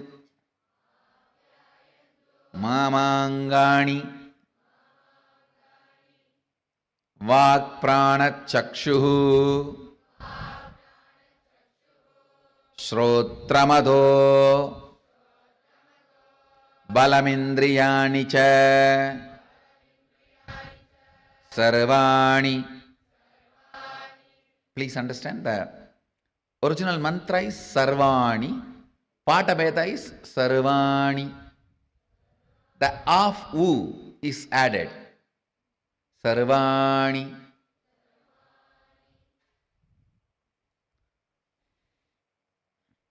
Sarvam Brahmaupanishatam Maham Brahma Niraguryam Mama Brahma Niragarot Aniraga Aniragaranama Aniragaranamastva.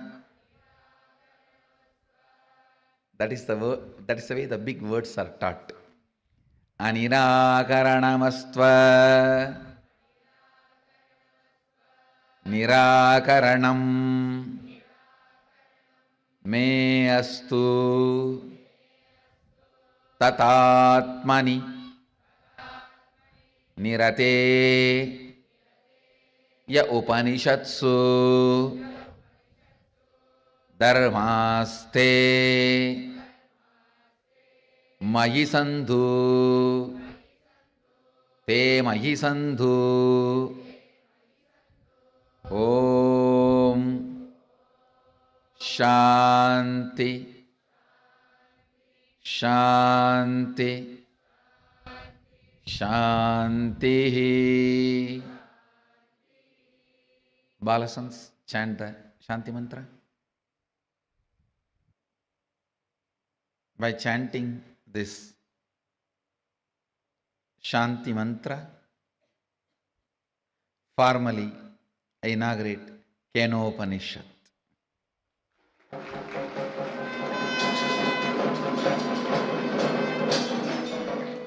Understand the subject matter of the Upanishad. Now, that is the important thing.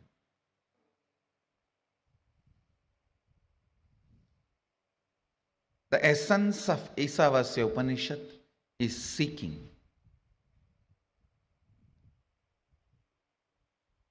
The essence of Upanishad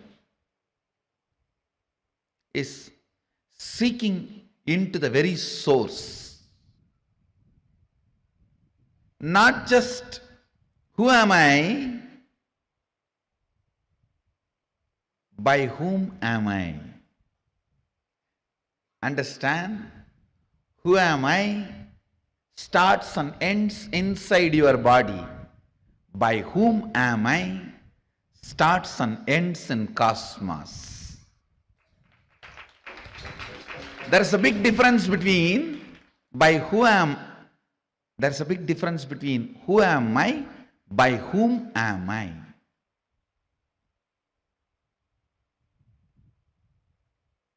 Enquiring into you is seeking. Enquiring into the source is seeking the very source. The subject matter of Upanishad deals with multiple sacred secrets, sacred truths. But important sacred truth, the essence is, whom am I? By whom? By whose will everything came to existence? Whom am I? Some of the best brains produced in the planet Earth were rishis. Some of the best people happened in the planet Earth were rishis. I still wonder, seeing the kind of a subtlety and capacity to catch and reflect the cosmic truth. Please understand.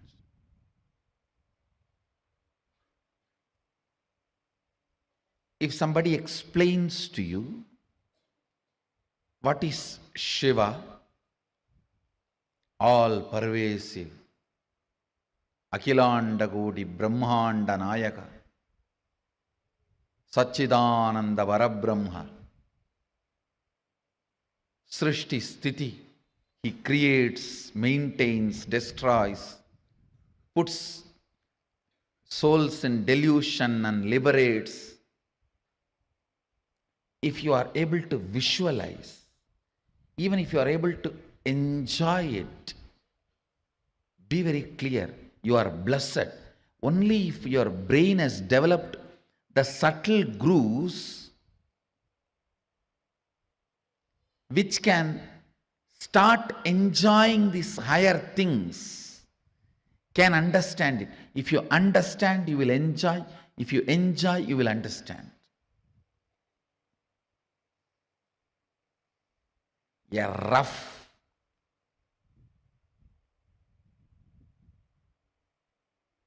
grass, politicians, dull head can never capture this.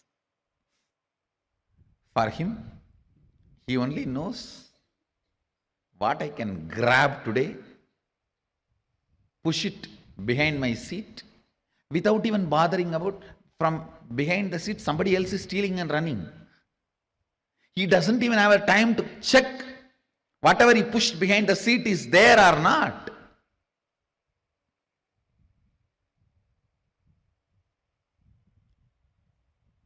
A grass, power hungry, lazy, tired, bored man can't even understand. If you explain these subtle truths, his brain cannot capture those visualizations. Because he can't capture those visualizations, he can't enjoy. When he doesn't enjoy, he can't capture. It is like a vicious circle.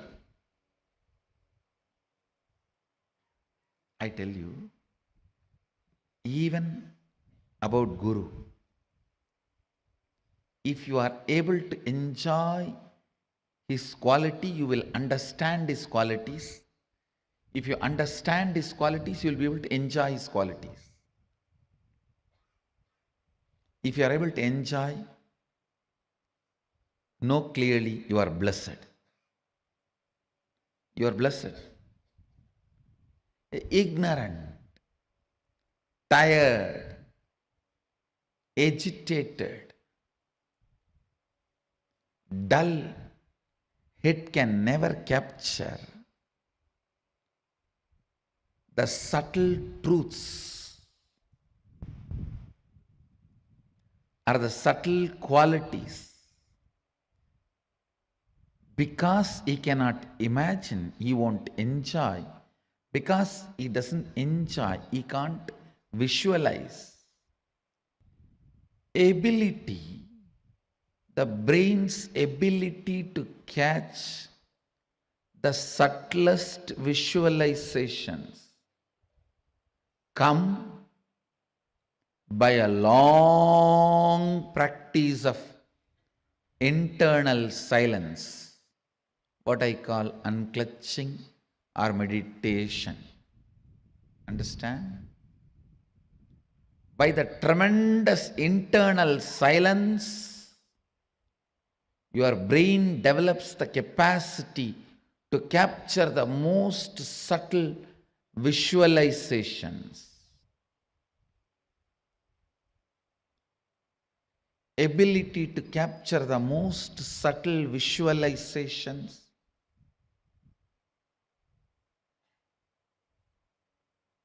is the awakened intelligence. Whoever is able to capture subtlest truths become rishis. His brain has evolved, developed such subtle grooves. It started reflecting the cosmic truths. It started capturing the cosmic truths. It started becoming a pure, silent water pond where the moon is reflecting as if it has come down to planet Earth. Moon is reflecting as if it has come down to planet Earth. Understand, practicing surrender or unclutching or Anandagandha Dhyana,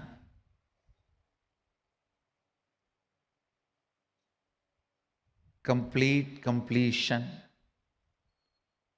all this not only brings peace into your heart, it raises the subtlety of your brain grooves and your brain's ability to capture the higher truths. Your brain's ability to capture the higher truths. Brain's ability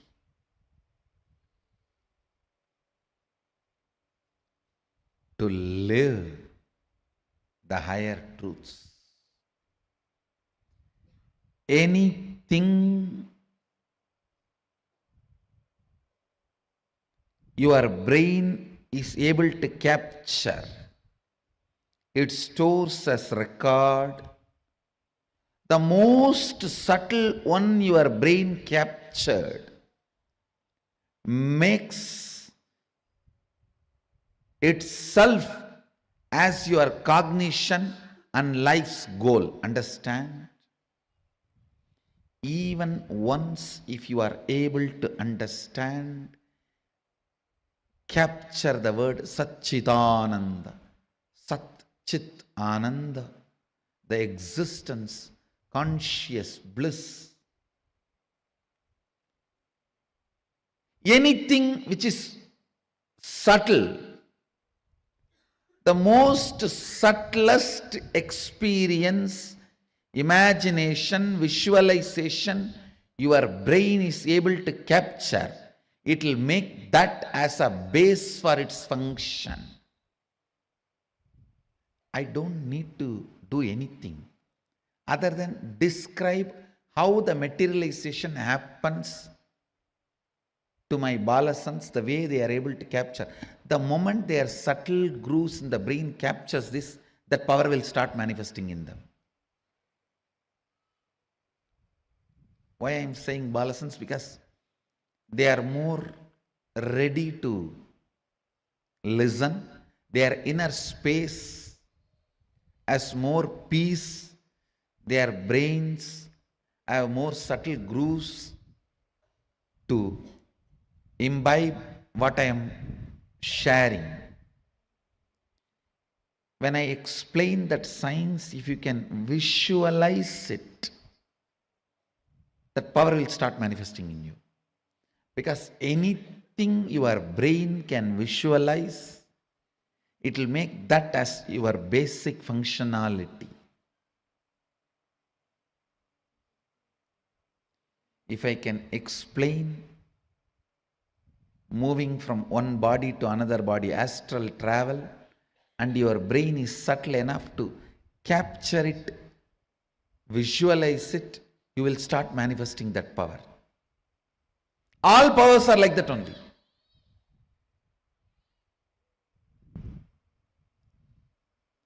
You just need the completion space and Guru who properly makes your brain grooves to catch it. I wonder the sophistication with which these Upanishadic rishis were able to reflect the whole reality. I tell you,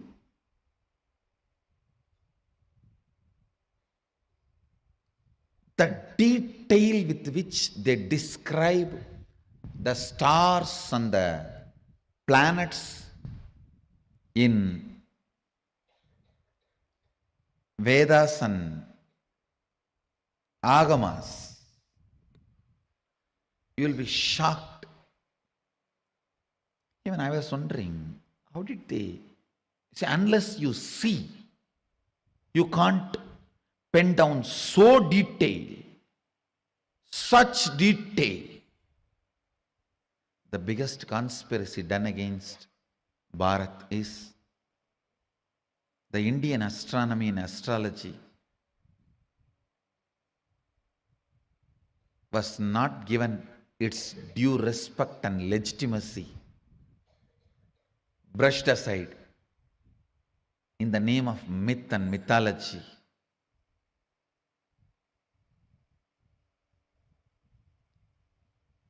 If you read, you will understand. Oldest in the future, longest possible prediction can be done only by our calendar, Panjiga.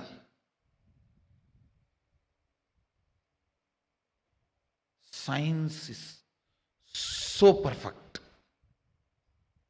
I used to wonder, what was the telescopes they used? What was the satellites they used?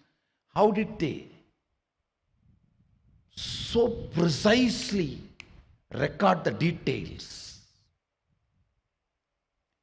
Actually, the exact method happened. I saw in the cosmic records. One rishi will sit in samadhi and reflect the whole cosmos in his inner space. The other rishi will just see his inner space, do fast forward, just like how you handle the iPad and pen down. That's the way they have done it. He will become so pure, complete completion, his inner space will just reflect the whole Milky Way, the whole cosmos. And the other rishi who is recording will push, pull, do fast forward or rewind, even zoom in, zoom out and pen down. I commit with you guys, I'll make my balasans to do this. I'll give them this power.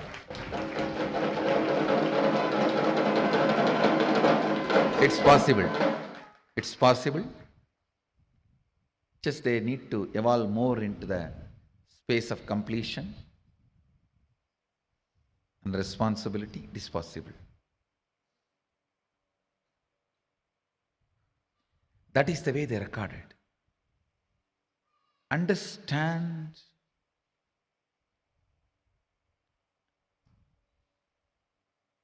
more and more your inner space gets into completion, more and more you will catch the sacred secrets about the source, cosmos. This question, by whom? Keneshitam.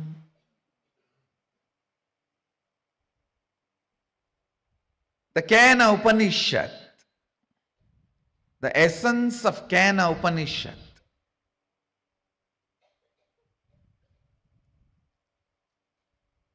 you can experience the essence if you make your inner space completely complete.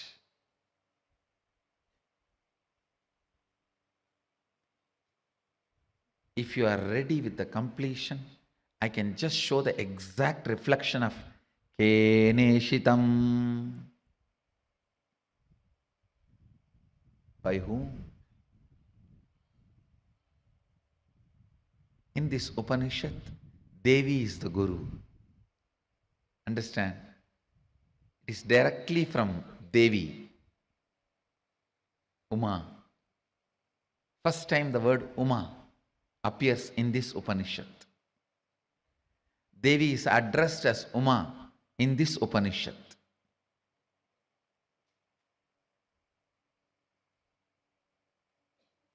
The word Ishvara, Isha, is used for Mahadeva in the first Upanishad. The word Uma is used for Devi in this Upanishad. You can reflect, capture, visualize exact, most subtle visualization with a little completion inside. Please understand. Understand this example. A 7 or 8-year-old child is made to see pornography again and again.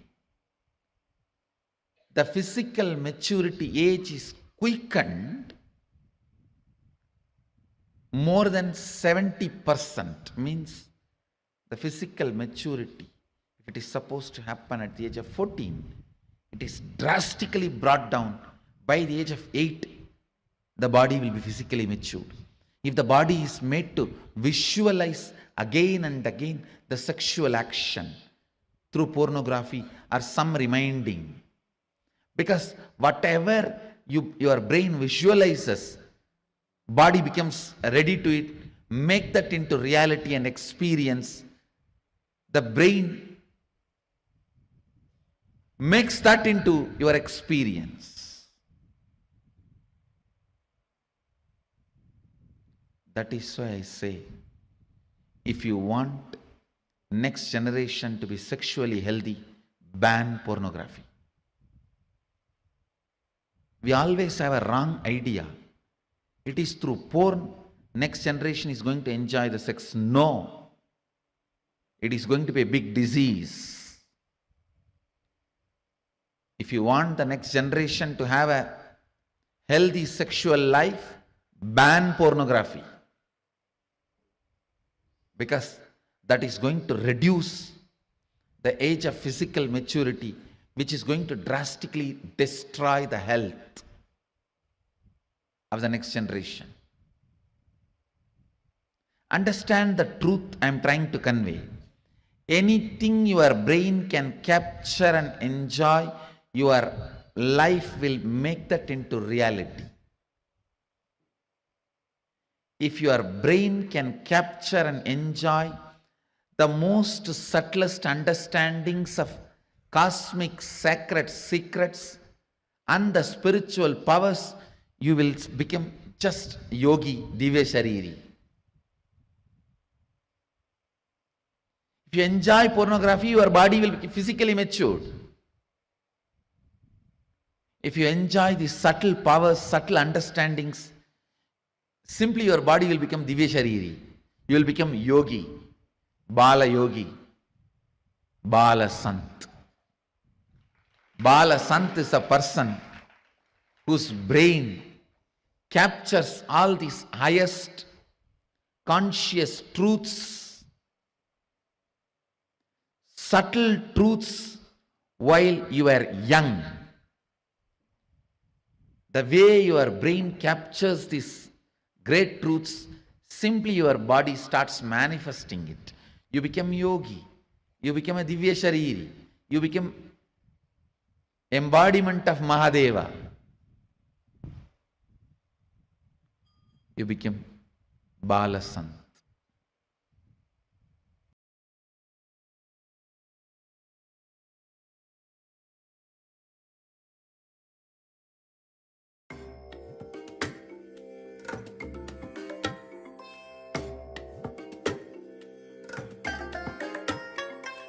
I bless you all. Let you all open all your 3 eyes and manifest the powers of Mahasadashiva. Om Nithyananda Paramashivoham. Om Nithyananda Paramashivoham. Om Nithyananda Paramashivoham. Om Nithyananda Paramashivoham. Om Nithyananda Paramashivoham. Om Nithyananda Paramashivoham. Om Nithyananda Paramashivoham Om Nithyananda Paramashivoham Om Nithyananda Paramashivoham Om. Yes, Nithyananda, everyone. After this deep insight into the Upanishads by Swamiji and into the concept of seeking, how seeking is the very way that God wakes up in you. We're going to enter into a deep contemplation exercise. We're going to enter into the internalization for this sequence. If you have any powerful cognitions you took away from this session, you can share them here in the Zoom chat. And requesting all the participants who are currently not on camera to please join back on camera again. There are quite a few participants who are either not on camera or they are on camera, but they're actually not visible. Yes. Let's settle down and get ready for an internalization exercise. Understand, constantly keeping your inner quest alive, keeping the basic questions alive till they become experiential answers, not intellectual, experiential answers. That is seeking. What am I doing? Every day, what am I doing? What am I doing? Is it exactly moving me, pushing me towards where I'm supposed to reach? What am I doing? Where am I going? Where am I heading? These are the fundamental questions. If you really want to be in touch with your destiny, with your life, you have to ask these kinds of questions. Otherwise, you will only live in confusion. Your life will be just drifting away in front of your own eyes. If you bring intensity to your seeking, that is when you wake up to your higher possibilities and powers. That is when you can connect to Paramashiva. And I'm sure all of you have gone through a phase of intense seeking. So that is why Swamiji even entered into your life.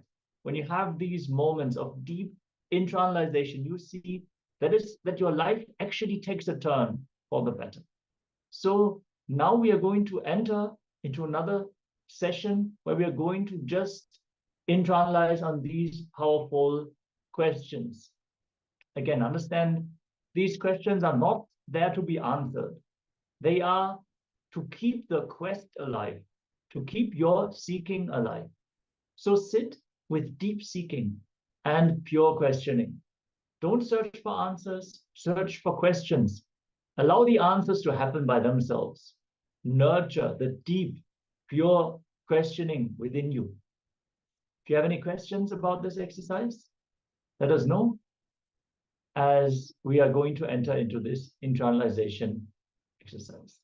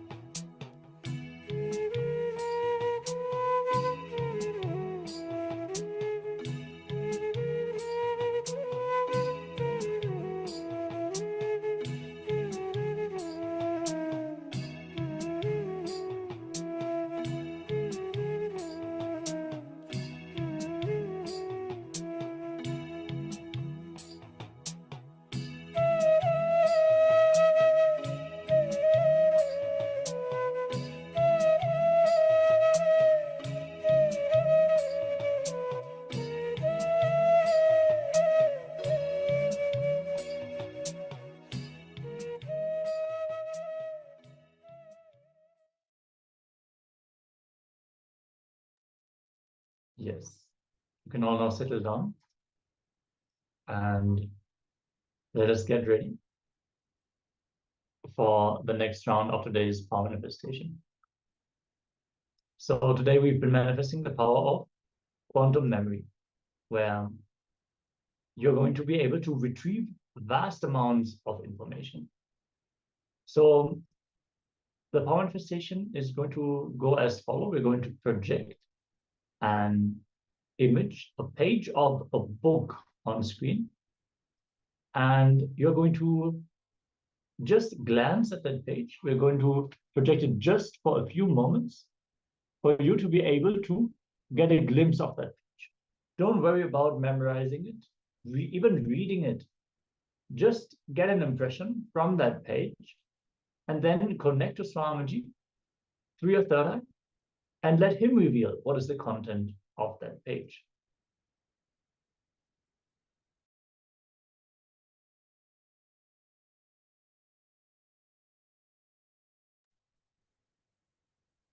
Yes, now we request the participants to get into the deep state of gratitude for Swamiji, because only when we get into the state, the powers will start manifesting in us. Only when we offer our gratitude to Swamiji for all that he has showered us in our lives, we can actually start manifesting the powers of Paramashiva.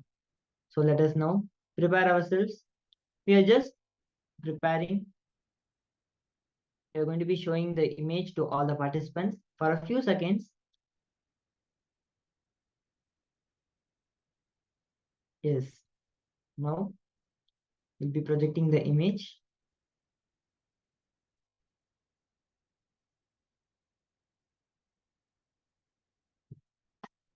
Yes. Now start connecting with Swamiji by chanting the Mahavakya, Om Nithyananda Paramashivoham. This Mahavakya that Swamiji has beautifully given for all of us to connect with Swamiji through the internet. So let us now start chanting the Mahavakya and connecting with Swamiji and request Swamiji to reveal what was shown a few seconds ago in the screen. The complete page you will be able to download without any effort just by Swamiji's power. Let us now start chanting the Mahavakya. Om Nithyananda Paramashivoham. Om Nithyananda Paramashivoham. Om Nithyananda Paramashivoham.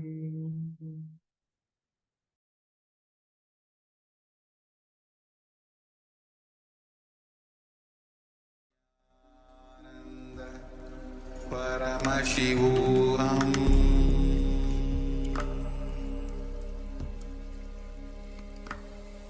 Om Nithyananda Paramashivoham. Om Nithyananda Paramashivoham. Om Nithyananda Paramashivoham. Om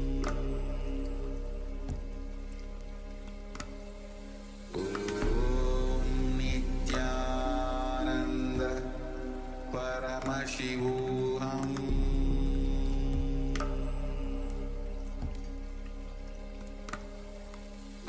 Om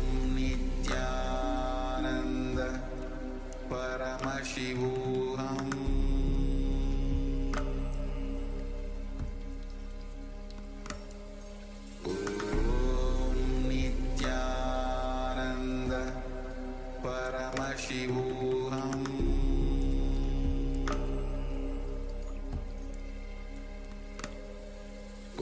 Om Nithyananda Paramashivoham.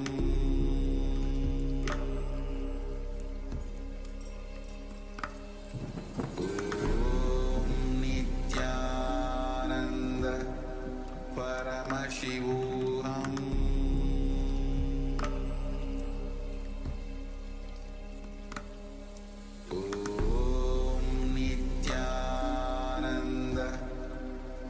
Paramashivoham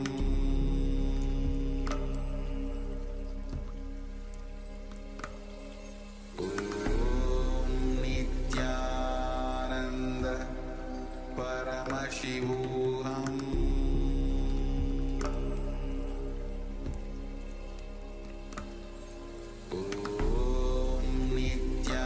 Nithyananda Paramashivoham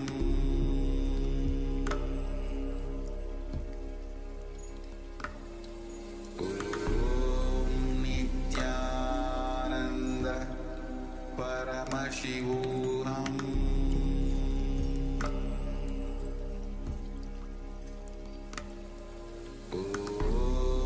Nithyananda Paramashivoham Nithyananda Paramashivoham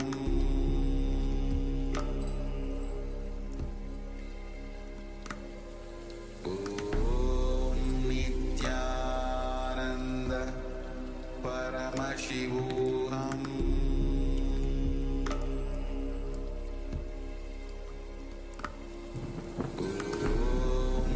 Nithyananda Paramashivoham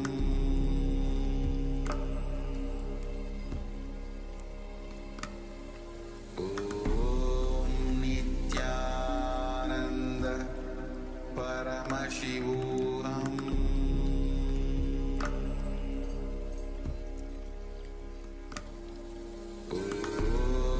Nithyananda Paramashivoham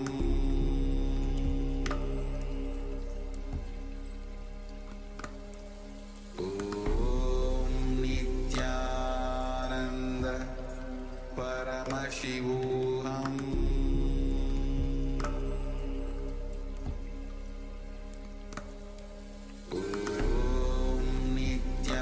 Nithyananda Paramashivoham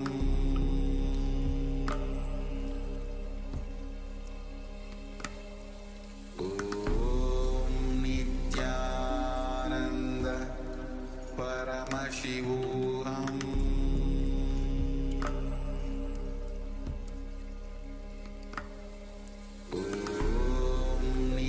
Nithyananda Paramashivoham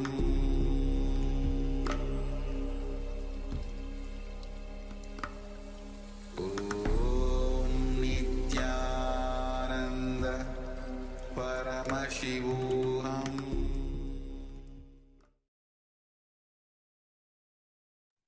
Yes. So you can share now what was the content of the page. Whatever was revealed to you in your inner space during this power manifestation, make sure to share it here in the chat. Vividly describe every single detail that you have received. Any imagery, any words, any feelings, even memories that showed up in your inner space can be directly related to the content of this page. The third eye will always reveal itself to you in a way that you can grasp, in a way that you can relate with it. So that can be in any way, shape, or form. So don't disregard anything, don't discard anything. Simply pen all of it down. And let's get ready. We're going to give like 1 minute for all of the participants to share the results of their power manifestation. And then we're going to project the full page once more for all of you to verify your manifestation. So let's just take a few moments.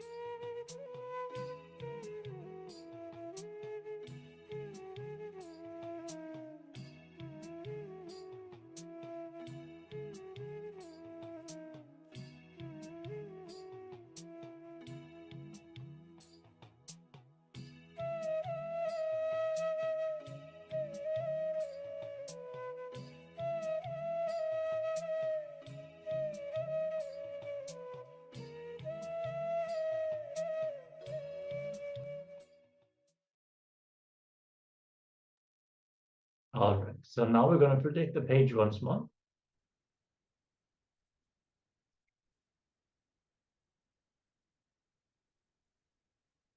So the content of the page is as follows. Page number 240, the tattvas, nectar for spirituality, losing confidence in you. Take away life itself from you. Please listen. Others losing confidence in you takes away the wealth of life from you. You losing confidence in you takes away life itself from you. How many of you are cognizing it? When you break the words you give to others, they lose confidence in you. When you break the words you give yourself, you lose confidence in you. If you do not honor the words you give yourself again and again, then the habit of not honoring the words you give yourself becomes part of your muscle memory. Losing confidence over yourself becomes part of your muscle memory. That is why even your willpower cannot heal your body. I see this many times in my experience with people. Some people come out of even cancer with their willpower. Some people can't get out of their simple cough or headache, even with all the meditation and everything. It is because of the power of completion, integrity. If you are in integrity with you, any word you give yourself, even your muscles will listen to it. The word you give yourself is the bone structure you form for your life. You have to honor it. If you are not able to honor it, even by giving your life, at least you have to complete it. The words you utter towards yourself, the words you give to yourself can be nectar or poison.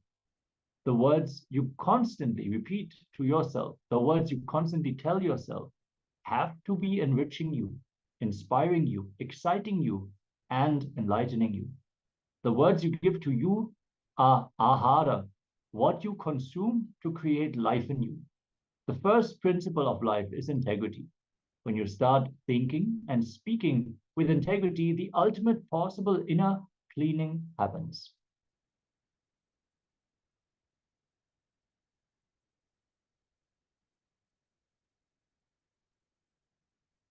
Yes. So if you have received anything related to the four tattvas, especially integrity, then you are spot on. So if you manifested this power successfully, do let us know, and let us now get ready for the next jnana segment of the day.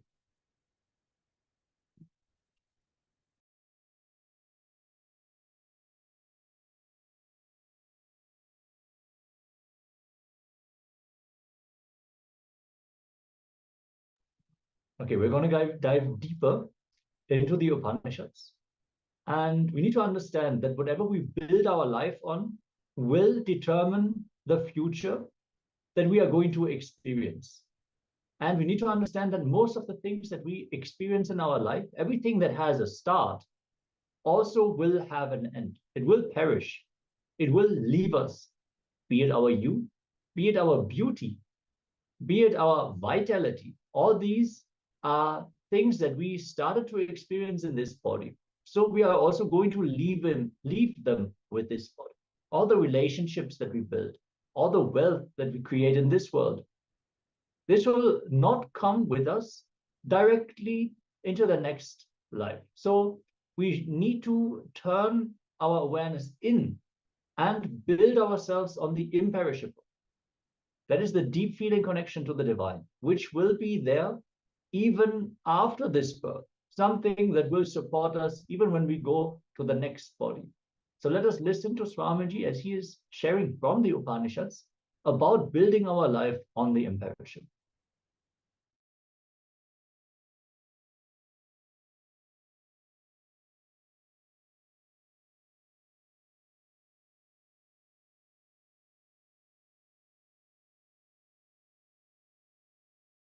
With this, I'll move to the 14th verse of Isavasya Upanishad. I'll enter into the satsang. Please recite along with me. Sampudhincha Vinashamcha Yastat Vedo Bayaggusaha vinasena mrityum tirtva sambudhyamritamashnude sambudincha vinasamcha yastat vedobhayaggusaha vinasena mrityum tirtva sambudhyam mritamashnute.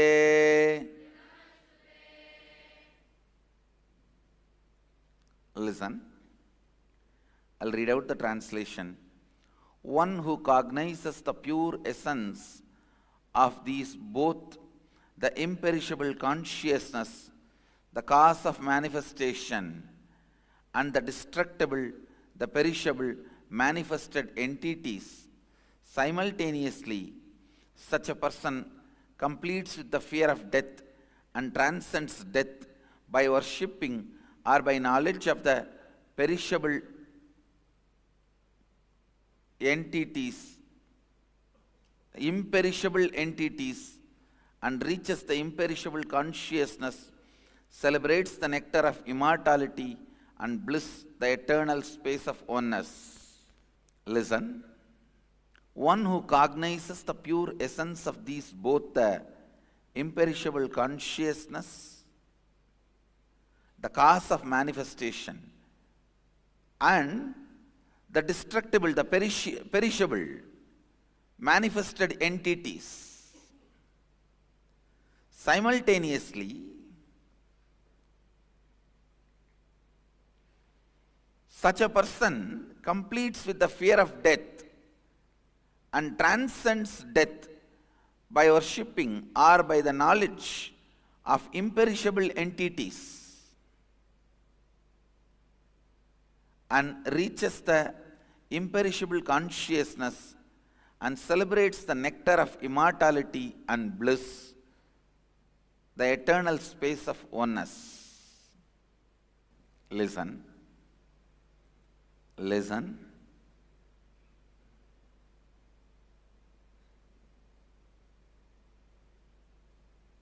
Cognizing, understanding what is imperishable, what gives you the experience of eternal space of oneness, and what is perishable. Please understand how much ever pleasant perishable may look, appear, feel, never choose perishable, because its appearance of pleasant is its marketing department, not the reality. I've always seen crooked fellows will be most sweet. No, really, I've seen. Even in our Sangha, these cunning crooked fellows, they will be so sweet and have all the people around them, and they will have so many friends.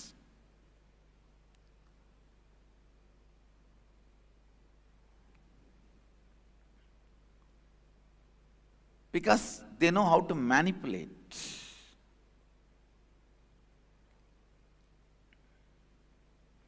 I am not saying having friends is wrong.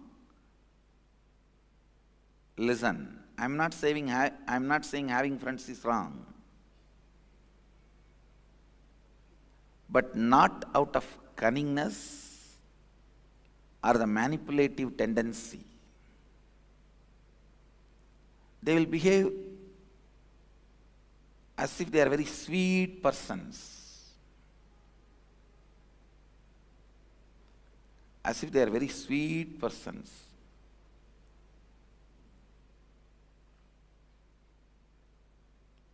How much ever pleasant, sweet it may look, never choose perishable, inauthentic entities, whether it is a person or attitude or thinking style. Do not choose inauthenticity. Do not choose inauthenticity. I can give you 100 examples.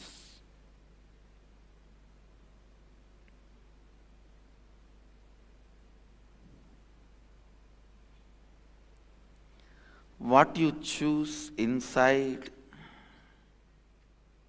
what you cherish inside, what you strongly cognize as important center of your life inside, if it is perishable, inauthentic, it will go on adding the fear, inauthenticity into you. Understand? If you drink venom, it will naturally be absorbed into the body, it will become poison.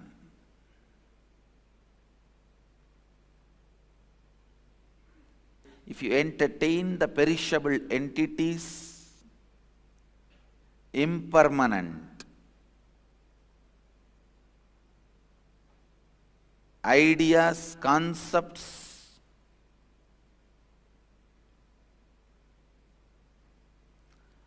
that will naturally become poison in your system. That will naturally become poison in your system. Understand? Don't carry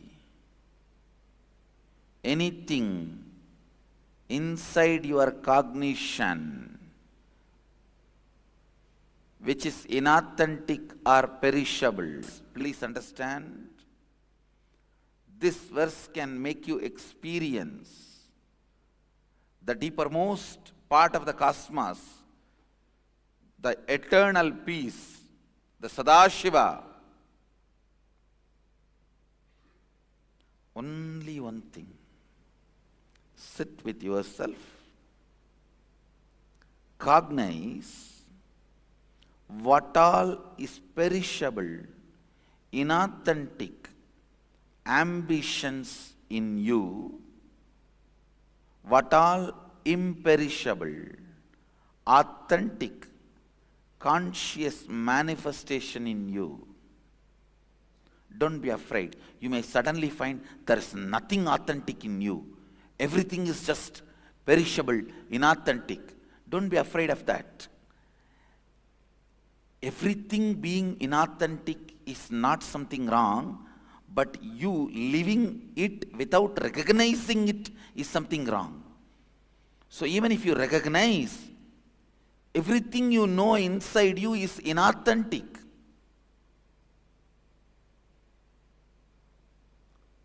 Perishable. Don't worry. This recognition itself is enough. Then drop the whole thing.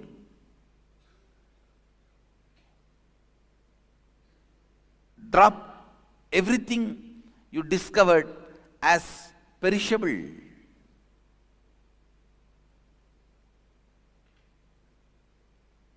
Inauthentic.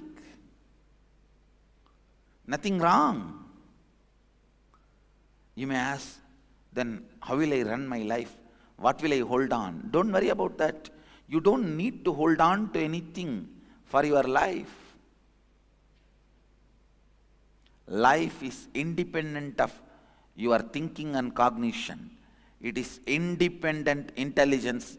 It will start expressing when you drop all the inauthentic cognitions. When you drop all the inauthentic cognitions,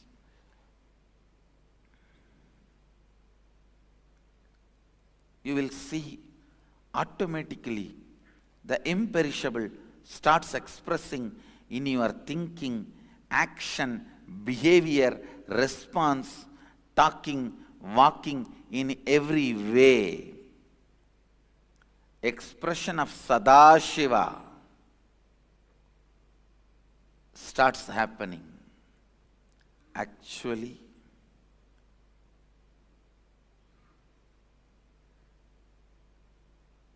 when you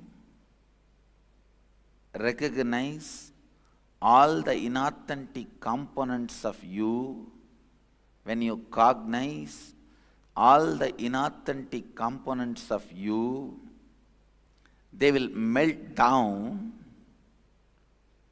and the authentic, imperishable will start manifesting. That manifestation is what I call living enlightenment, living Advaita, Shivoham. Each expression of Shivoham experience is either one power or one experience, spiritual experience or a spiritual power. Each Shivoham process, I reproduce the same biomemory inside you. Please understand. The authentic experience of Shivoham is reproduced inside you in each Shivoham process.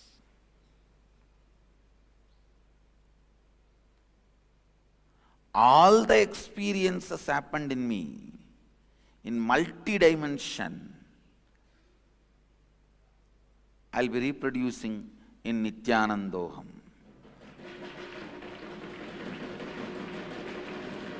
Understand? Nithyanandoham at the feet of Himalayas in December is going to be all about reproducing all the different dimensions of Shivoham in you. It's not just one power or two power. Multiple powers and multiple experiences in multi-dimensional way as pure imperishable consciousness.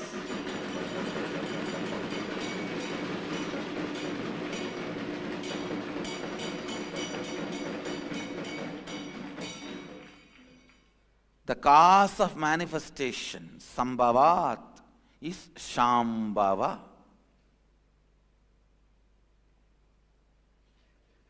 The cause of happening is happening means manifestation means Shambhavat.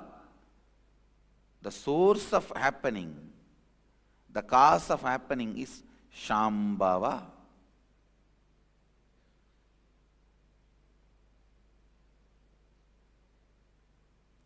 Here, the source of happening is Master.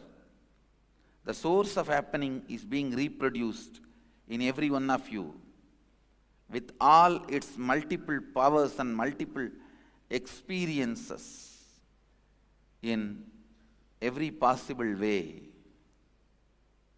Sambhudim cha vinasham cha yastat vedo bhayagum saha vinashena mrityum tirtva sambhutyat mritamashnute.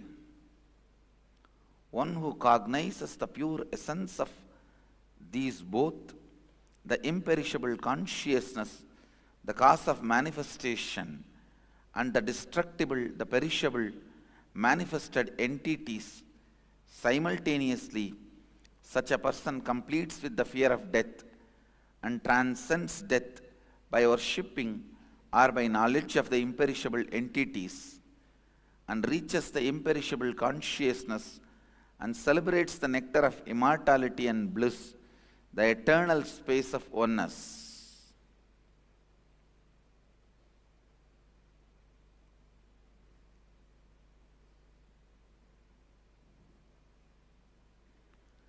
Celebrate the imperishable. Celebrate the eternal.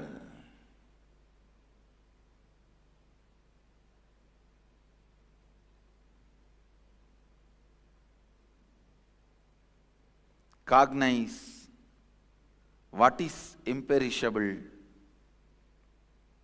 and what is perishable, what is destructible, what is indestructible.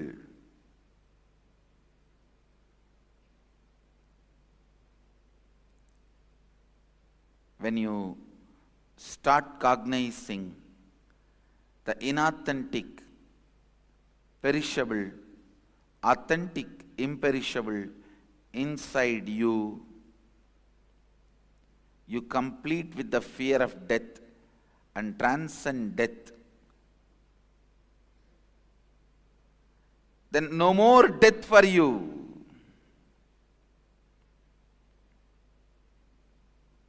No more death for you. Understand? Then eternal space of oneness becomes your reality. Amrutamashnute.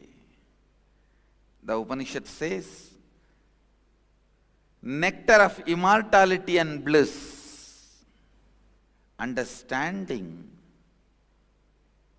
the inauthentic, perishable parts of you, your ambition. You see, understand, your ambition is you.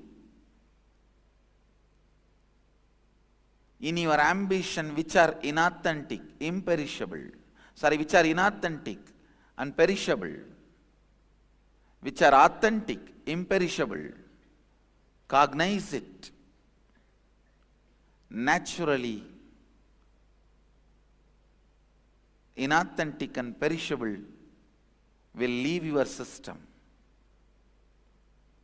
Your whole being will be centered on imperishable, authentic. Understand?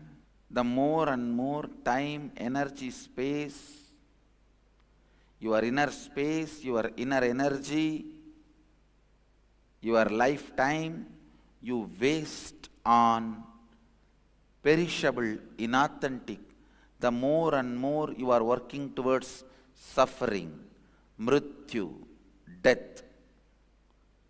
The more and more you purify yourself towards authentic and imperishable,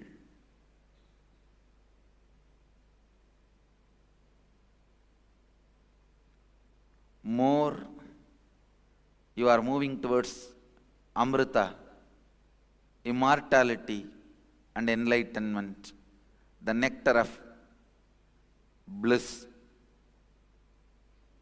eternal space of oneness.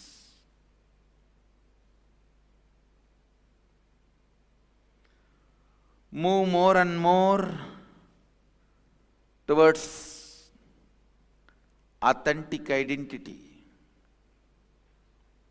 Move more and more towards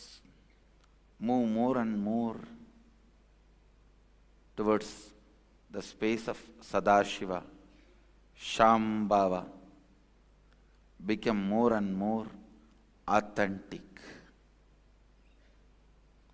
Become more and more imperishable. What all is imperishable and authentic, what all is perishable and inauthentic in your ambition, start looking for it.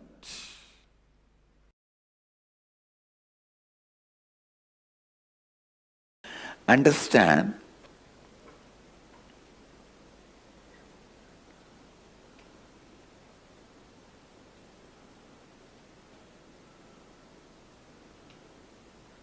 these two words, agitation gratification, delayed gratification.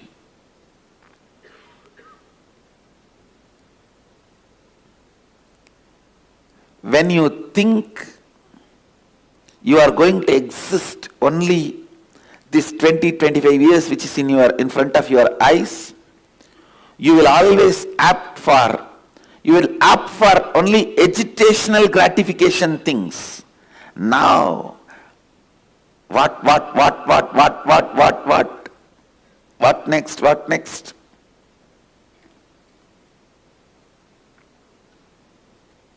If you understand,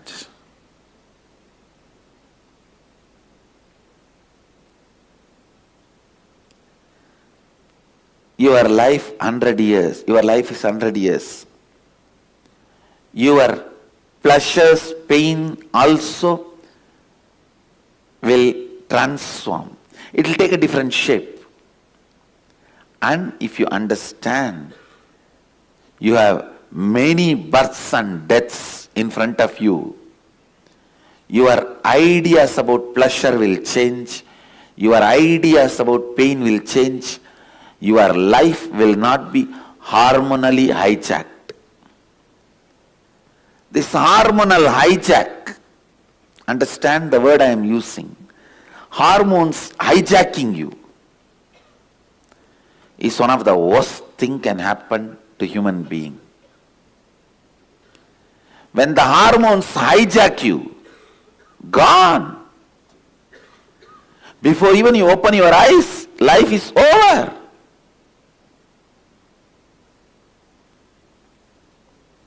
I always tell people, marriage is the bailable offense and child is unbailable, non-bailable offense.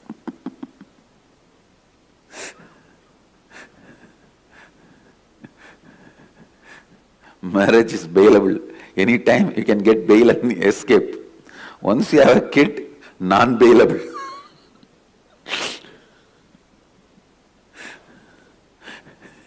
It's non-bailable.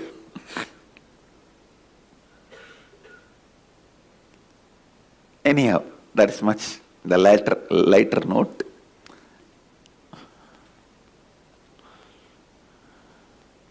Listen, we don't even need to look into those things. At least look into these two words, agitational gratification and delayed gratification. Anything which makes you get into this agitational gratification is the mental setup based on perishable. Means you are worshipping perishable. When you are worshipping perishable, you are bound to be perished. You are planning to get perished. Then don't try to cry when the perishing happens to you. Because you planned for it. You asked for it. You worked for it. You are having it. Why are you crying when you get it? If you worked for name and fame, you will have it. If you work for money, you will have it. If you work for love, you will have it. What for you worked, you will have that. If you worked with the perishable, understanding, worshipping the perishable, you will perish. The agitational gratification, whether it is food or sound or visual or smelling or the touch in any sense, even imagination, the mind, which is totality of all these five, in any level, if agitational gratification is your goal, if that is what you perceive as pleasure, if that is what you perceive as the goal of life, please understand you are worshipping perishable and you are bound to be destroyed.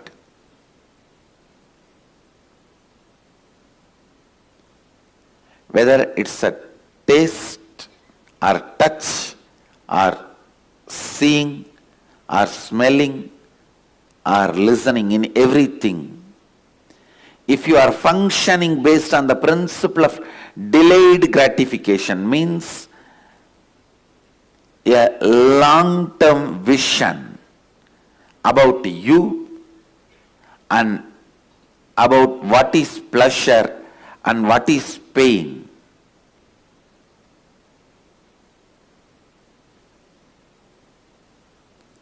Actually, when you have a true understanding, a right understanding about you,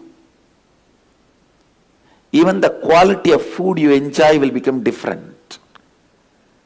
The quality of visual you enjoy will become different. The quality of music you enjoy will become different.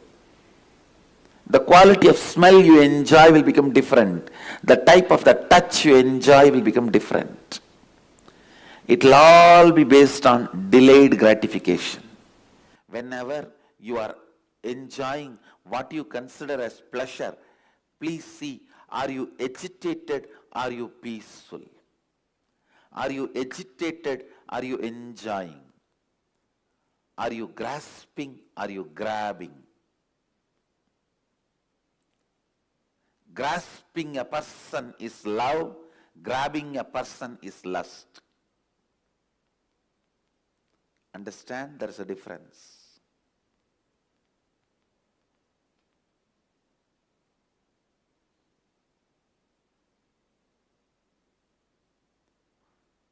Whether you are tasting a food or seeing some visual, listening to any music, or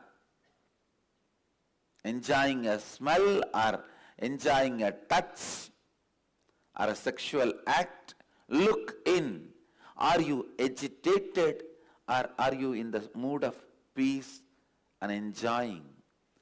Are you celebrating, or are you agitatively pushing you? If you are agitated, be very clear, you are based on perishable and you are planning to get perished. When you perish, don't cry because you planned for it, you asked for it. When you are understanding about changes, when you are really when your taste is matured, that's the right word I wanted you to understand. When your taste is matured,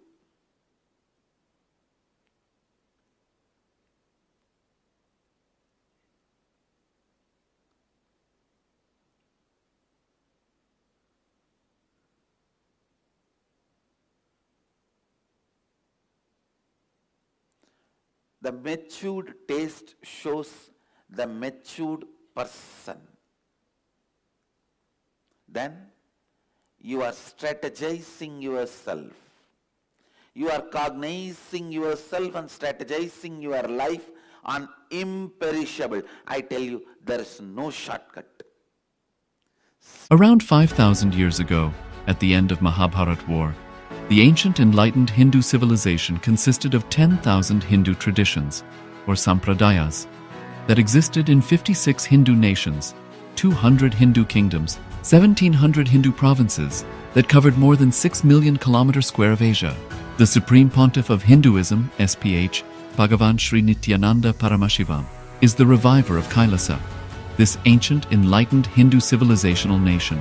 KAILASA is an unbroken cultural, religious, historical, civilizational, and sovereign continuation and revival of multiple of these historical Hindu sovereign states and Hindu ecclesiastical entities.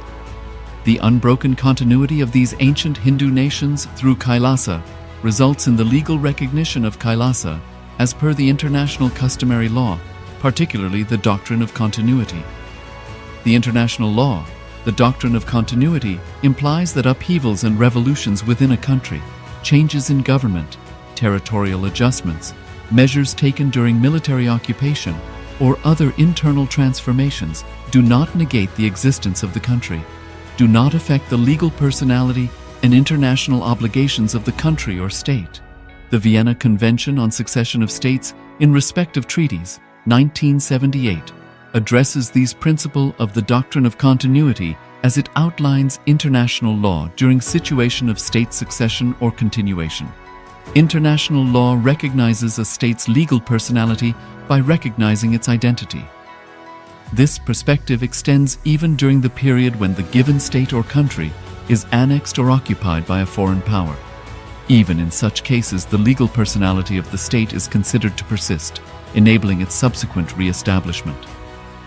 Historical examples dating back to the 18th century include cases like Portugal and Genoa that were re-established after the Vienna Congress of 1815. More recent examples include countries such as Poland, Ethiopia, Czechoslovakia, Albania, and Austria that were re-established after World War II. Even when a nation is deprived of its territory, the nation continues to exist. Its sovereignty and international legal personality continues to persist. The Dalai Lama, as the spiritual and temporal leader of Tibet, exemplifies this principle. In 1959, the Dalai Lama was exiled and forced to flee. Despite the challenges faced, the Dalai Lama continues to advocate for the preservation of Tibetan culture and garners worldwide support for Tibetan autonomy on the global stage. Similarly, from 1309 to 1376, the Pope of Catholicism had been in exile in Avignon. Despite this, he was recognized as the head of state as well as head of the church and given full privileges of the position after their return to Rome. Even in 1861, much of the papal territories had been lost, leaving the Pope with no sovereign territory other than the papal residence and related buildings. Yet his temporal powers were still acknowledged. He was recognized as a head of state, and later, the Lateran Treaty of 1929 formally re-established papal sovereignty over the Vatican City. The Sovereign Order of Malta further exemplifies this principle, retaining international recognition as a sovereign entity despite the permanent loss of their territory upon Napoleon's invasion in June 1798.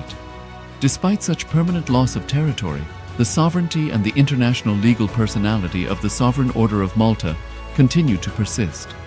Much later in 1894, the order settled in Rome and acquired two properties, the Magistral Palace and the Magistral Villa that received extraterritorial status. Today, the order maintains diplomatic relations with 112 countries, issues its own diplomatic passports, currency stamps, and vehicle registration plates, and has been granted observer status in the United Nations. All these examples of state re-establishment illustrate the principle of continuity of states, as per international law, that a state's legal personality persists over time. A nation continues to exist even after a complete loss of territory. A far more striking example is of the oceanic countries, which are under the threat of their entire nation being drowned and submerged due to rising sea levels owing to global warming. In response to such existential threat of climate change, Pacific Island nations, including Tuvalu, have enacted constitutional amendments and made international declarations affirming that their nation and their sovereign rights will continue to persist, despite their entire territory being lost to the sea. This proactive stance is highlighted in the Constitution of Tuvalu Act 2023 and the Pacific Islands Forum Declaration of 2021. The Supreme Pontiff of Hinduism, Bhagavan Sri Nithyananda Paramashivoham, through the line of succession is the present 203rd Emperor of the Hindu Sovereign Kingdom of Surangi Samrajya. He was crowned on the 31st of December 2004 at the age of 26.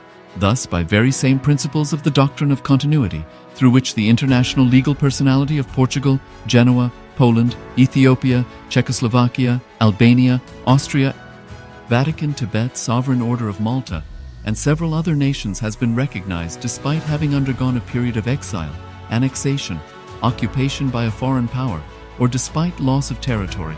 The SPH Nithyananda Paramashivoham, through well-established legal and historical facts about the Hindu sovereign state of the Surangi Samrajyam, derives all sovereign rights and powers of the royal lineage of the Surangi Samrajyam as its 203rd sovereign emperor from his inheritance and continuation of the unbroken succession of the kingdom of Surya Vamsa Surangi Samrajyam Sarvanapitha.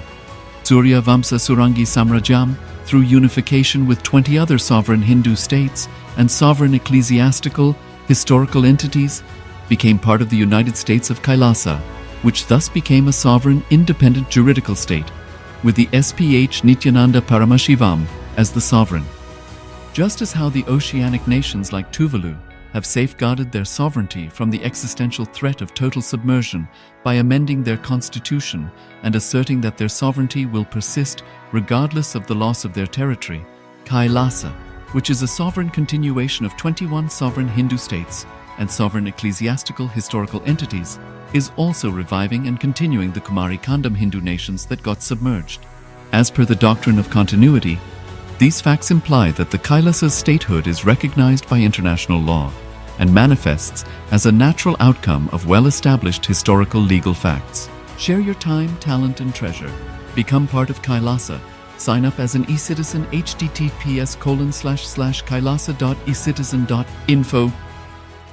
Around 5,000 years ago, at the end of Mahabharat War, the ancient enlightened Hindu civilization consisted of 10,000 Hindu traditions, or sampradayas, that existed in 56 Hindu nations, 200 Hindu kingdoms, 1,700 Hindu provinces that covered more than 6 million kilometers square of Asia.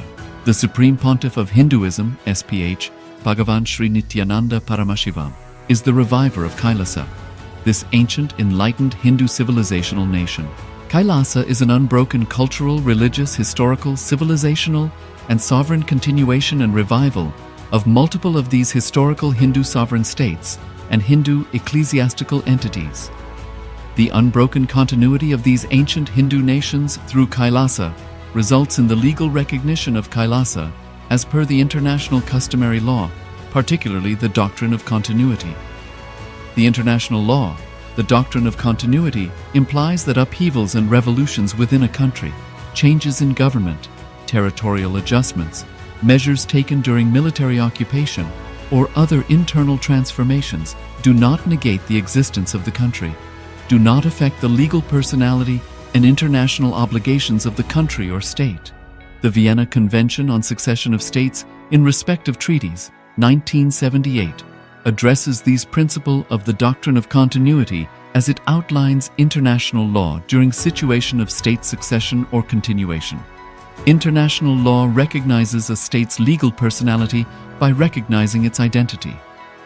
This perspective extends even during the period when the given state or country is annexed or occupied by a foreign power. Even in such cases, the legal personality of the state is considered to persist, enabling its subsequent re-establishment. Historical examples dating back to the 18th century include cases like Portugal and Genoa that were re-established after the Vienna Congress of 1815. More recent examples include countries such as Poland, Ethiopia, Czechoslovakia, Albania, and Austria that were re-established after World War II. Even when a nation is deprived of its territory, the nation continues to exist. Its sovereignty and international legal personality continues to persist.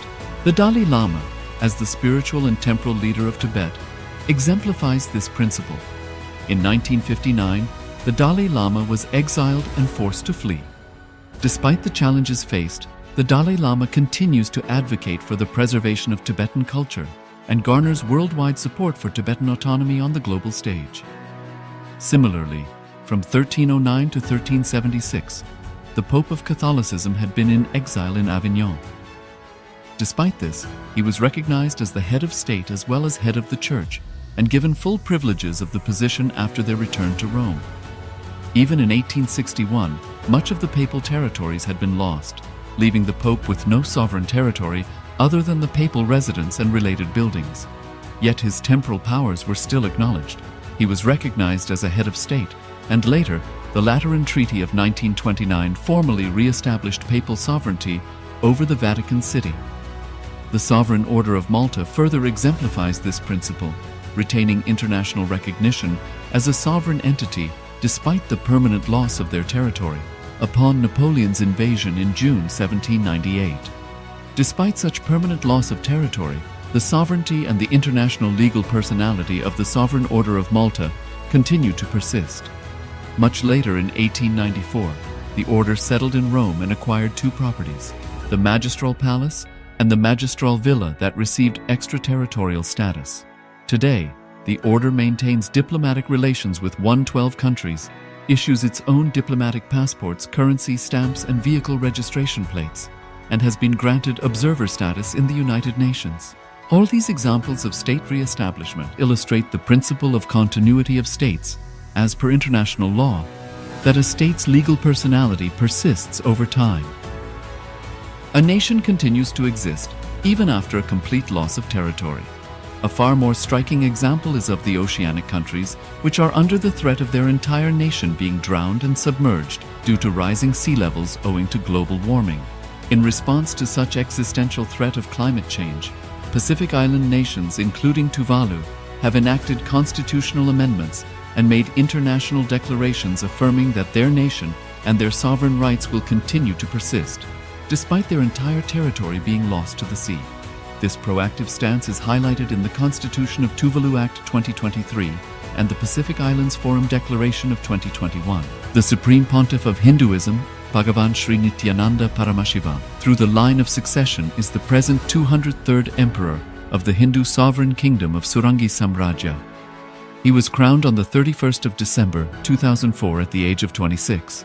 Thus, by very same principles of the doctrine of continuity, through which the international legal personality of Portugal, Genoa, Poland, Ethiopia, Czechoslovakia, Albania, Austria, Vatican, Tibet, Sovereign Order of Malta, and several other nations has been recognized despite having undergone a period of exile, annexation, occupation by a foreign power, or despite loss of territory. The SPH Nithyananda Paramashivoham, through well-established legal and historical facts about the Hindu sovereign state of the Surangi Samrajyam, derives all sovereign rights and powers of the royal lineage of the Surangi Samrajyam as its 203rd sovereign emperor, from his inheritance and continuation of the unbroken succession of the kingdom of Surya Vamsa Surangi Samrajyam Sarvanapitha. Surya Vamsa Surangi Samrajyam, through unification with 20 other sovereign Hindu states and sovereign ecclesiastical, historical entities, became part of the United States of KAILASA, which thus became a sovereign, independent juridical state, with the SPH Nithyananda Paramashivoham as the sovereign. Just as how the oceanic nations like Tuvalu have safeguarded their sovereignty from the existential threat of total submersion by amending their constitution and asserting that their sovereignty will persist regardless of the loss of their territory, KAILASA, which is a sovereign continuation of 21 sovereign Hindu states and sovereign ecclesiastical historical entities, is also reviving and continuing the Kumari Kandam Hindu nations that got submerged.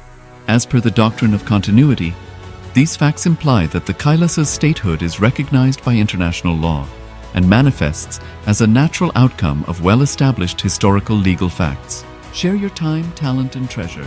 Become part of Kailasa. Sign up as an eCitizen https://kailasa.ecitizen.info. Around 5,000 years ago, at the end of Mahabharat War, the ancient enlightened Hindu civilization consisted of 10,000 Hindu traditions, or sampradayas, that existed in 56 Hindu nations, 200 Hindu kingdoms, 1,700 Hindu provinces that covered more than 6 million kilometers square of Asia. The Supreme Pontiff of Hinduism, SPH, Bhagavan Sri Nithyananda Paramashivoham, is the reviver of Kailasa, this ancient, enlightened Hindu civilizational nation. Kailasa is an unbroken cultural, religious, historical, civilizational, and sovereign continuation and revival of multiple of these historical Hindu sovereign states and Hindu ecclesiastical entities. The unbroken continuity of these ancient Hindu nations through Kailasa results in the legal recognition of Kailasa as per the international customary law, particularly the doctrine of continuity. The international law, the doctrine of continuity, implies that upheavals and revolutions within a country, changes in government, territorial adjustments, measures taken during military occupation, or other internal transformations do not negate the existence of the country, do not affect the legal personality and international obligations of the country or state. The Vienna Convention on Succession of States in respect of treaties, 1978, addresses these principles of the doctrine of continuity as it outlines international law during situation of state succession or continuation. international law recognizes a state's legal personality by recognizing its identity. This perspective extends even during the period when the given state or country is annexed or occupied by a foreign power. Even in such cases, the legal personality of the state is considered to persist, enabling its subsequent re-establishment. Historical examples dating back to the 18th century include cases like Portugal and Genoa that were re-established after the Vienna Congress of 1815. More recent examples include countries such as Poland, Ethiopia, Czechoslovakia, Albania, and Austria that were re-established after World War II. Even when a nation is deprived of its territory, the nation continues to exist. Its sovereignty and international legal personality continues to persist. The Dalai Lama, as the spiritual and temporal leader of Tibet, exemplifies this principle. In 1959, the Dalai Lama was exiled and forced to flee. Despite the challenges faced, the Dalai Lama continues to advocate for the preservation of Tibetan culture and garners worldwide support for Tibetan autonomy on the global stage. Similarly, from 1309 to 1376, the Pope of Catholicism had been in exile in Avignon. Despite this, he was recognized as the head of state as well as head of the church and given full privileges of the position after their return to Rome. Even in 1861, much of the papal territories had been lost, leaving the Pope with no sovereign territory other than the papal residence and related buildings. Yet his temporal powers were still acknowledged. He was recognized as a head of state, and later, the Lateran Treaty of 1929 formally re-established papal sovereignty over the Vatican City. The Sovereign Order of Malta further exemplifies this principle, retaining international recognition as a sovereign entity despite the permanent loss of their territory upon Napoleon's invasion in June 1798. Despite such permanent loss of territory, the sovereignty and the international legal personality of the Sovereign Order of Malta continue to persist. Much later in 1894, the order settled in Rome and acquired two properties, the Magistral Palace and the Magistral Villa that received extraterritorial status. Today, the order maintains diplomatic relations with 112 countries, issues its own diplomatic passports, currency stamps, and vehicle registration plates, and has been granted observer status in the United Nations. All these examples of state re-establishment illustrate the principle of continuity of states, as per international law, that a state's legal personality persists over time. A nation continues to exist even after a complete loss of territory. A far more striking example is of the oceanic countries, which are under the threat of their entire nation being drowned and submerged due to rising sea levels owing to global warming. In response to such existential threat of climate change, Pacific Island nations, including Tuvalu, have enacted constitutional amendments and made international declarations affirming that their nation and their sovereign rights will continue to persist, despite their entire territory being lost to the sea. This proactive stance is highlighted in the Constitution of Tuvalu Act 2023 and the Pacific Islands Forum Declaration of 2021. The Supreme Pontiff of Hinduism, Bhagavan Sri Nithyananda Paramashivoham, through the line of succession is the present 203rd Emperor of the Hindu Sovereign Kingdom of Surangi Samrajya. He was crowned on the 31st of December 2004 at the age of 26. Thus, by very same principles of the doctrine of continuity, through which the international legal personality of Portugal, Genoa, Poland, Ethiopia, Czechoslovakia, Albania, Austria, Vatican, Tibet, Sovereign Order of Malta, and several other nations has been recognized despite having undergone a period of exile, annexation, occupation by a foreign power, or despite loss of territory. The SPH Nithyananda Paramashivoham, through well-established legal and historical facts about the Hindu sovereign state of the Surangi Samrajyam, derives all sovereign rights and powers of the royal lineage of the Surangi Samrajyam as its 203rd sovereign emperor from his inheritance and continuation of the unbroken succession of the kingdom of Surya Vamsa Surangi Samrajyam Sarvanapitha. Surya Vamsa Surangi Samrajyam, through unification with 20 other sovereign Hindu states and sovereign ecclesiastical, historical entities, became part of the United States of KAILASA, which thus became a sovereign, independent juridical state, with the SPH Nithyananda Paramashivoham as the sovereign. Just as how the oceanic nations like Tuvalu have safeguarded their sovereignty from the existential threat of total submersion by amending their constitution and asserting that their sovereignty will persist regardless of the loss of their territory. KAILASA, which is a sovereign continuation of 21 sovereign Hindu states and sovereign ecclesiastical historical entities, is also reviving and continuing the Kumari Kandam Hindu nations that got submerged. As per the doctrine of continuity, these facts imply that the KAILASA's statehood is recognized by international law and manifests as a natural outcome of well-established historical legal facts. Share your time, talent, and treasure. Become part of KAILASA. Sign up as an eCitizen https://kailasa.ecitizen.info. Around 5,000 years ago, at the end of Mahabharat War, the ancient enlightened Hindu civilization consisted of 10,000 Hindu traditions, or sampradayas, that existed in 56 Hindu nations, 200 Hindu kingdoms, 1,700 Hindu provinces that covered more than 6 million kilometers square of Asia. The Supreme Pontiff of Hinduism, SPH, Bhagavan Sri Nithyananda Paramashivoham, is the reviver of KAILASA, this ancient enlightened Hindu civilizational nation. KAILASA is an unbroken cultural, religious, historical, civilizational, and sovereign continuation and revival of multiple of these historical Hindu sovereign states and Hindu ecclesiastical entities. The unbroken continuity of these ancient Hindu nations through KAILASA results in the legal recognition of KAILASA as per the international customary law, particularly the doctrine of continuity. The international law, the doctrine of continuity, implies that upheavals and revolutions within a country, changes in government, territorial adjustments, measures taken during military occupation, or other internal transformations do not negate the existence of the country, do not affect the legal personality and international obligations of the country or state.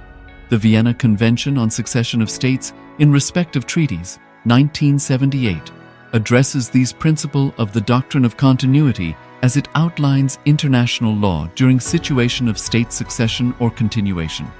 International law recognizes a state's legal personality by recognizing its identity.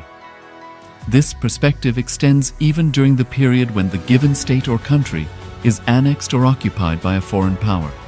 Even in such cases, the legal personality of the state is considered to persist, enabling its subsequent re-establishment. Historical examples dating back to the 18th century include cases like Portugal and Genoa that were re-established after the Vienna Congress of 1815. More recent examples include countries such as Poland, Ethiopia, Czechoslovakia, Albania, and Austria that were re-established after World War II. Even when a nation is deprived of its territory, the nation continues to exist. Its sovereignty and international legal personality continues to persist. The Dalai Lama, as the spiritual and temporal leader of Tibet, exemplifies this principle. In 1959, the Dalai Lama was exiled and forced to flee. Despite the challenges faced, the Dalai Lama continues to advocate for the preservation of Tibetan culture and garners worldwide support for Tibetan autonomy on the global stage. Similarly, from 1309 to 1376, the Pope of Catholicism had been in exile in Avignon. Despite this, he was recognized as the head of state as well as head of the church and given full privileges of the position after their return to Rome. Even in 1861, much of the papal territories had been lost, leaving the Pope with no sovereign territory other than the papal residence and related buildings. Yet his temporal powers were still acknowledged.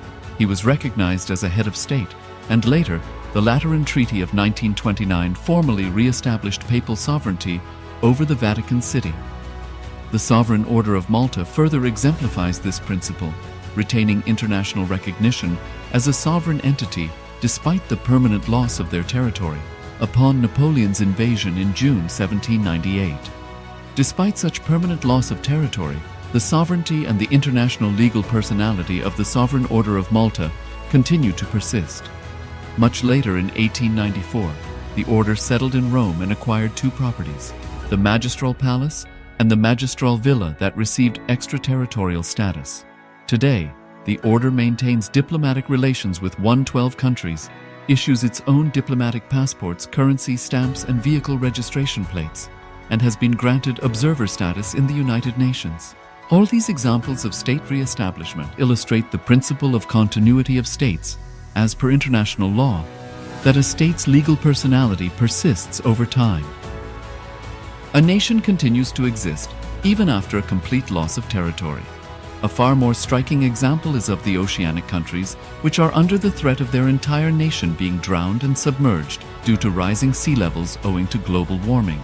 In response to such existential threat of climate change, Pacific Island nations, including Tuvalu, have enacted constitutional amendments and made international declarations affirming that their nation and their sovereign rights will continue to persist, despite their entire territory being lost to the sea. This proactive stance is highlighted in the Constitution of Tuvalu Act 2023 and the Pacific Islands Forum Declaration of 2021. The Supreme Pontiff of Hinduism, Bhagavan Sri Nithyananda Paramashivoham, through the line of succession is the present 203rd Emperor of the Hindu Sovereign Kingdom of Surangi Samrajya. He was crowned on the 31st of December 2004 at the age of 26. Thus, by very same principles of the doctrine of continuity, through which the international legal personality of Portugal, Genoa, Poland, Ethiopia, Czechoslovakia, Albania, Austria, Vatican, Tibet, Sovereign Order of Malta, and several other nations has been recognized despite having undergone a period of exile, annexation, occupation by a foreign power, or despite loss of territory. The SPH Nithyananda Paramashivoham, through well-established legal and historical facts about the Hindu sovereign state of the Surangi Samrajyam, derives all sovereign rights and powers of the royal lineage of the Surangi Samrajyam as its 203rd sovereign emperor, from his inheritance and continuation of the unbroken succession of the kingdom of Surya Vamsa Surangi Samrajyam Sarvanapitha. Surya Vamsa Surangi Samrajyam, through unification with 20 other sovereign Hindu states and sovereign ecclesiastical, historical entities, became part of the United States of KAILASA, which thus became a sovereign, independent juridical state, with the SPH Nithyananda Paramashivoham as the sovereign. Just as how the oceanic nations like Tuvalu have safeguarded their sovereignty from the existential threat of total submersion by amending their constitution and asserting that their sovereignty will persist regardless of the loss of their territory, KAILASA, which is a sovereign continuation of 21 sovereign Hindu states and sovereign ecclesiastical historical entities, is also reviving and continuing the Kumari Kandam Hindu nations that got submerged. As per the doctrine of continuity, these facts imply that the Kailasa's statehood is recognized by international law and manifests as a natural outcome of well-established historical legal facts. Share your time, talent, and treasure. Become part of KAILASA. Sign up as an eCitizen https://kailasa.ecitizen.info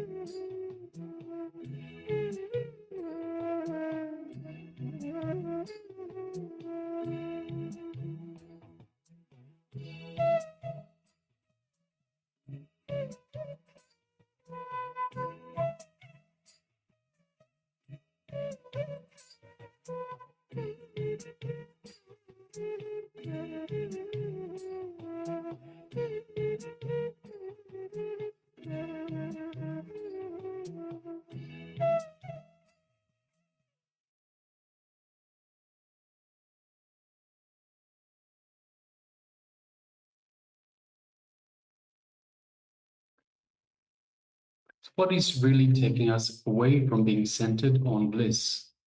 See, we don't even have to bother or struggle to correct ourselves. The big problem is before we even understand the depth of our problems, we start to correct it. And this is where the problem starts. And unfortunately, the problem never ends. If we just understand the depth of the problem first, that is enough. Suddenly we will see the transformation. So let us just sit and write where you came to the wrong conclusion in, in these 5 incidents that you wrote down in the first step because of your past conditioning, and now understood when you looked into the whole thing with restful awareness. So once again, let us sit and write where you came to the wrong conclusion in these 5 incidents. So where you came to the wrong conclusion in these 5 incidents of your past because of your past conditioning. And now, when you look at it with new eyes, with new intelligence, you understood when you looked into it with restful awareness. So this is wrong knowledge. So this is understanding that you have the wrong knowledge. So let us sit and write this. So let us do this exercise now.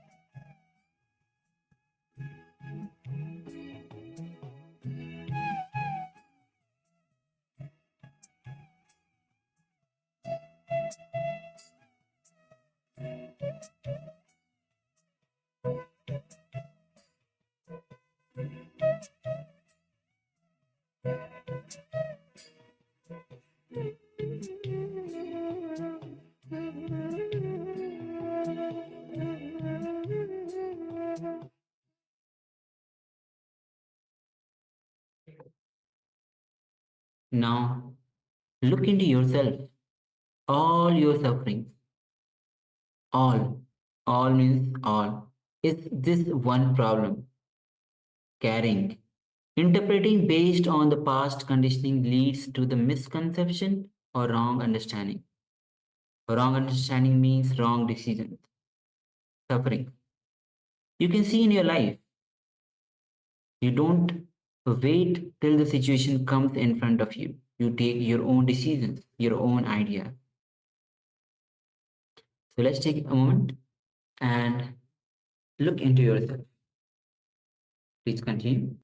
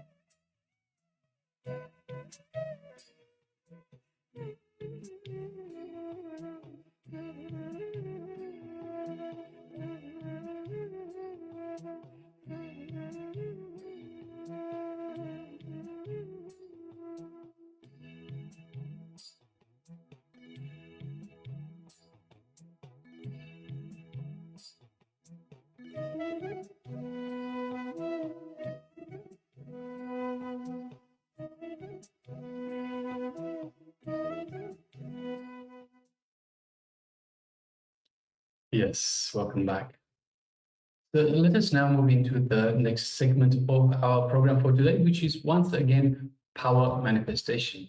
And today we are manifesting the power of quantum memory. So quantum memory is an exciting power manifestation because you can just pick up, think about it, you can just pick up any book you want, any book at all. You can go to the shop, you don't have to buy the book. You can just pick up the book and flip to a page, connect to the page itself, connect to Paramashiva, to Swamiji, and download all the information. Download the information from the book itself. So you don't actually have to buy the book. You can just walk into the shop and have a look at the books that you want to read, that you want to know about, the information, the topics that you want to know about, and just pick up the book, open it randomly, just look at it, and have all the information at your fingertips. Then just close it, move to the next one, open the next one, and do it again and again and again.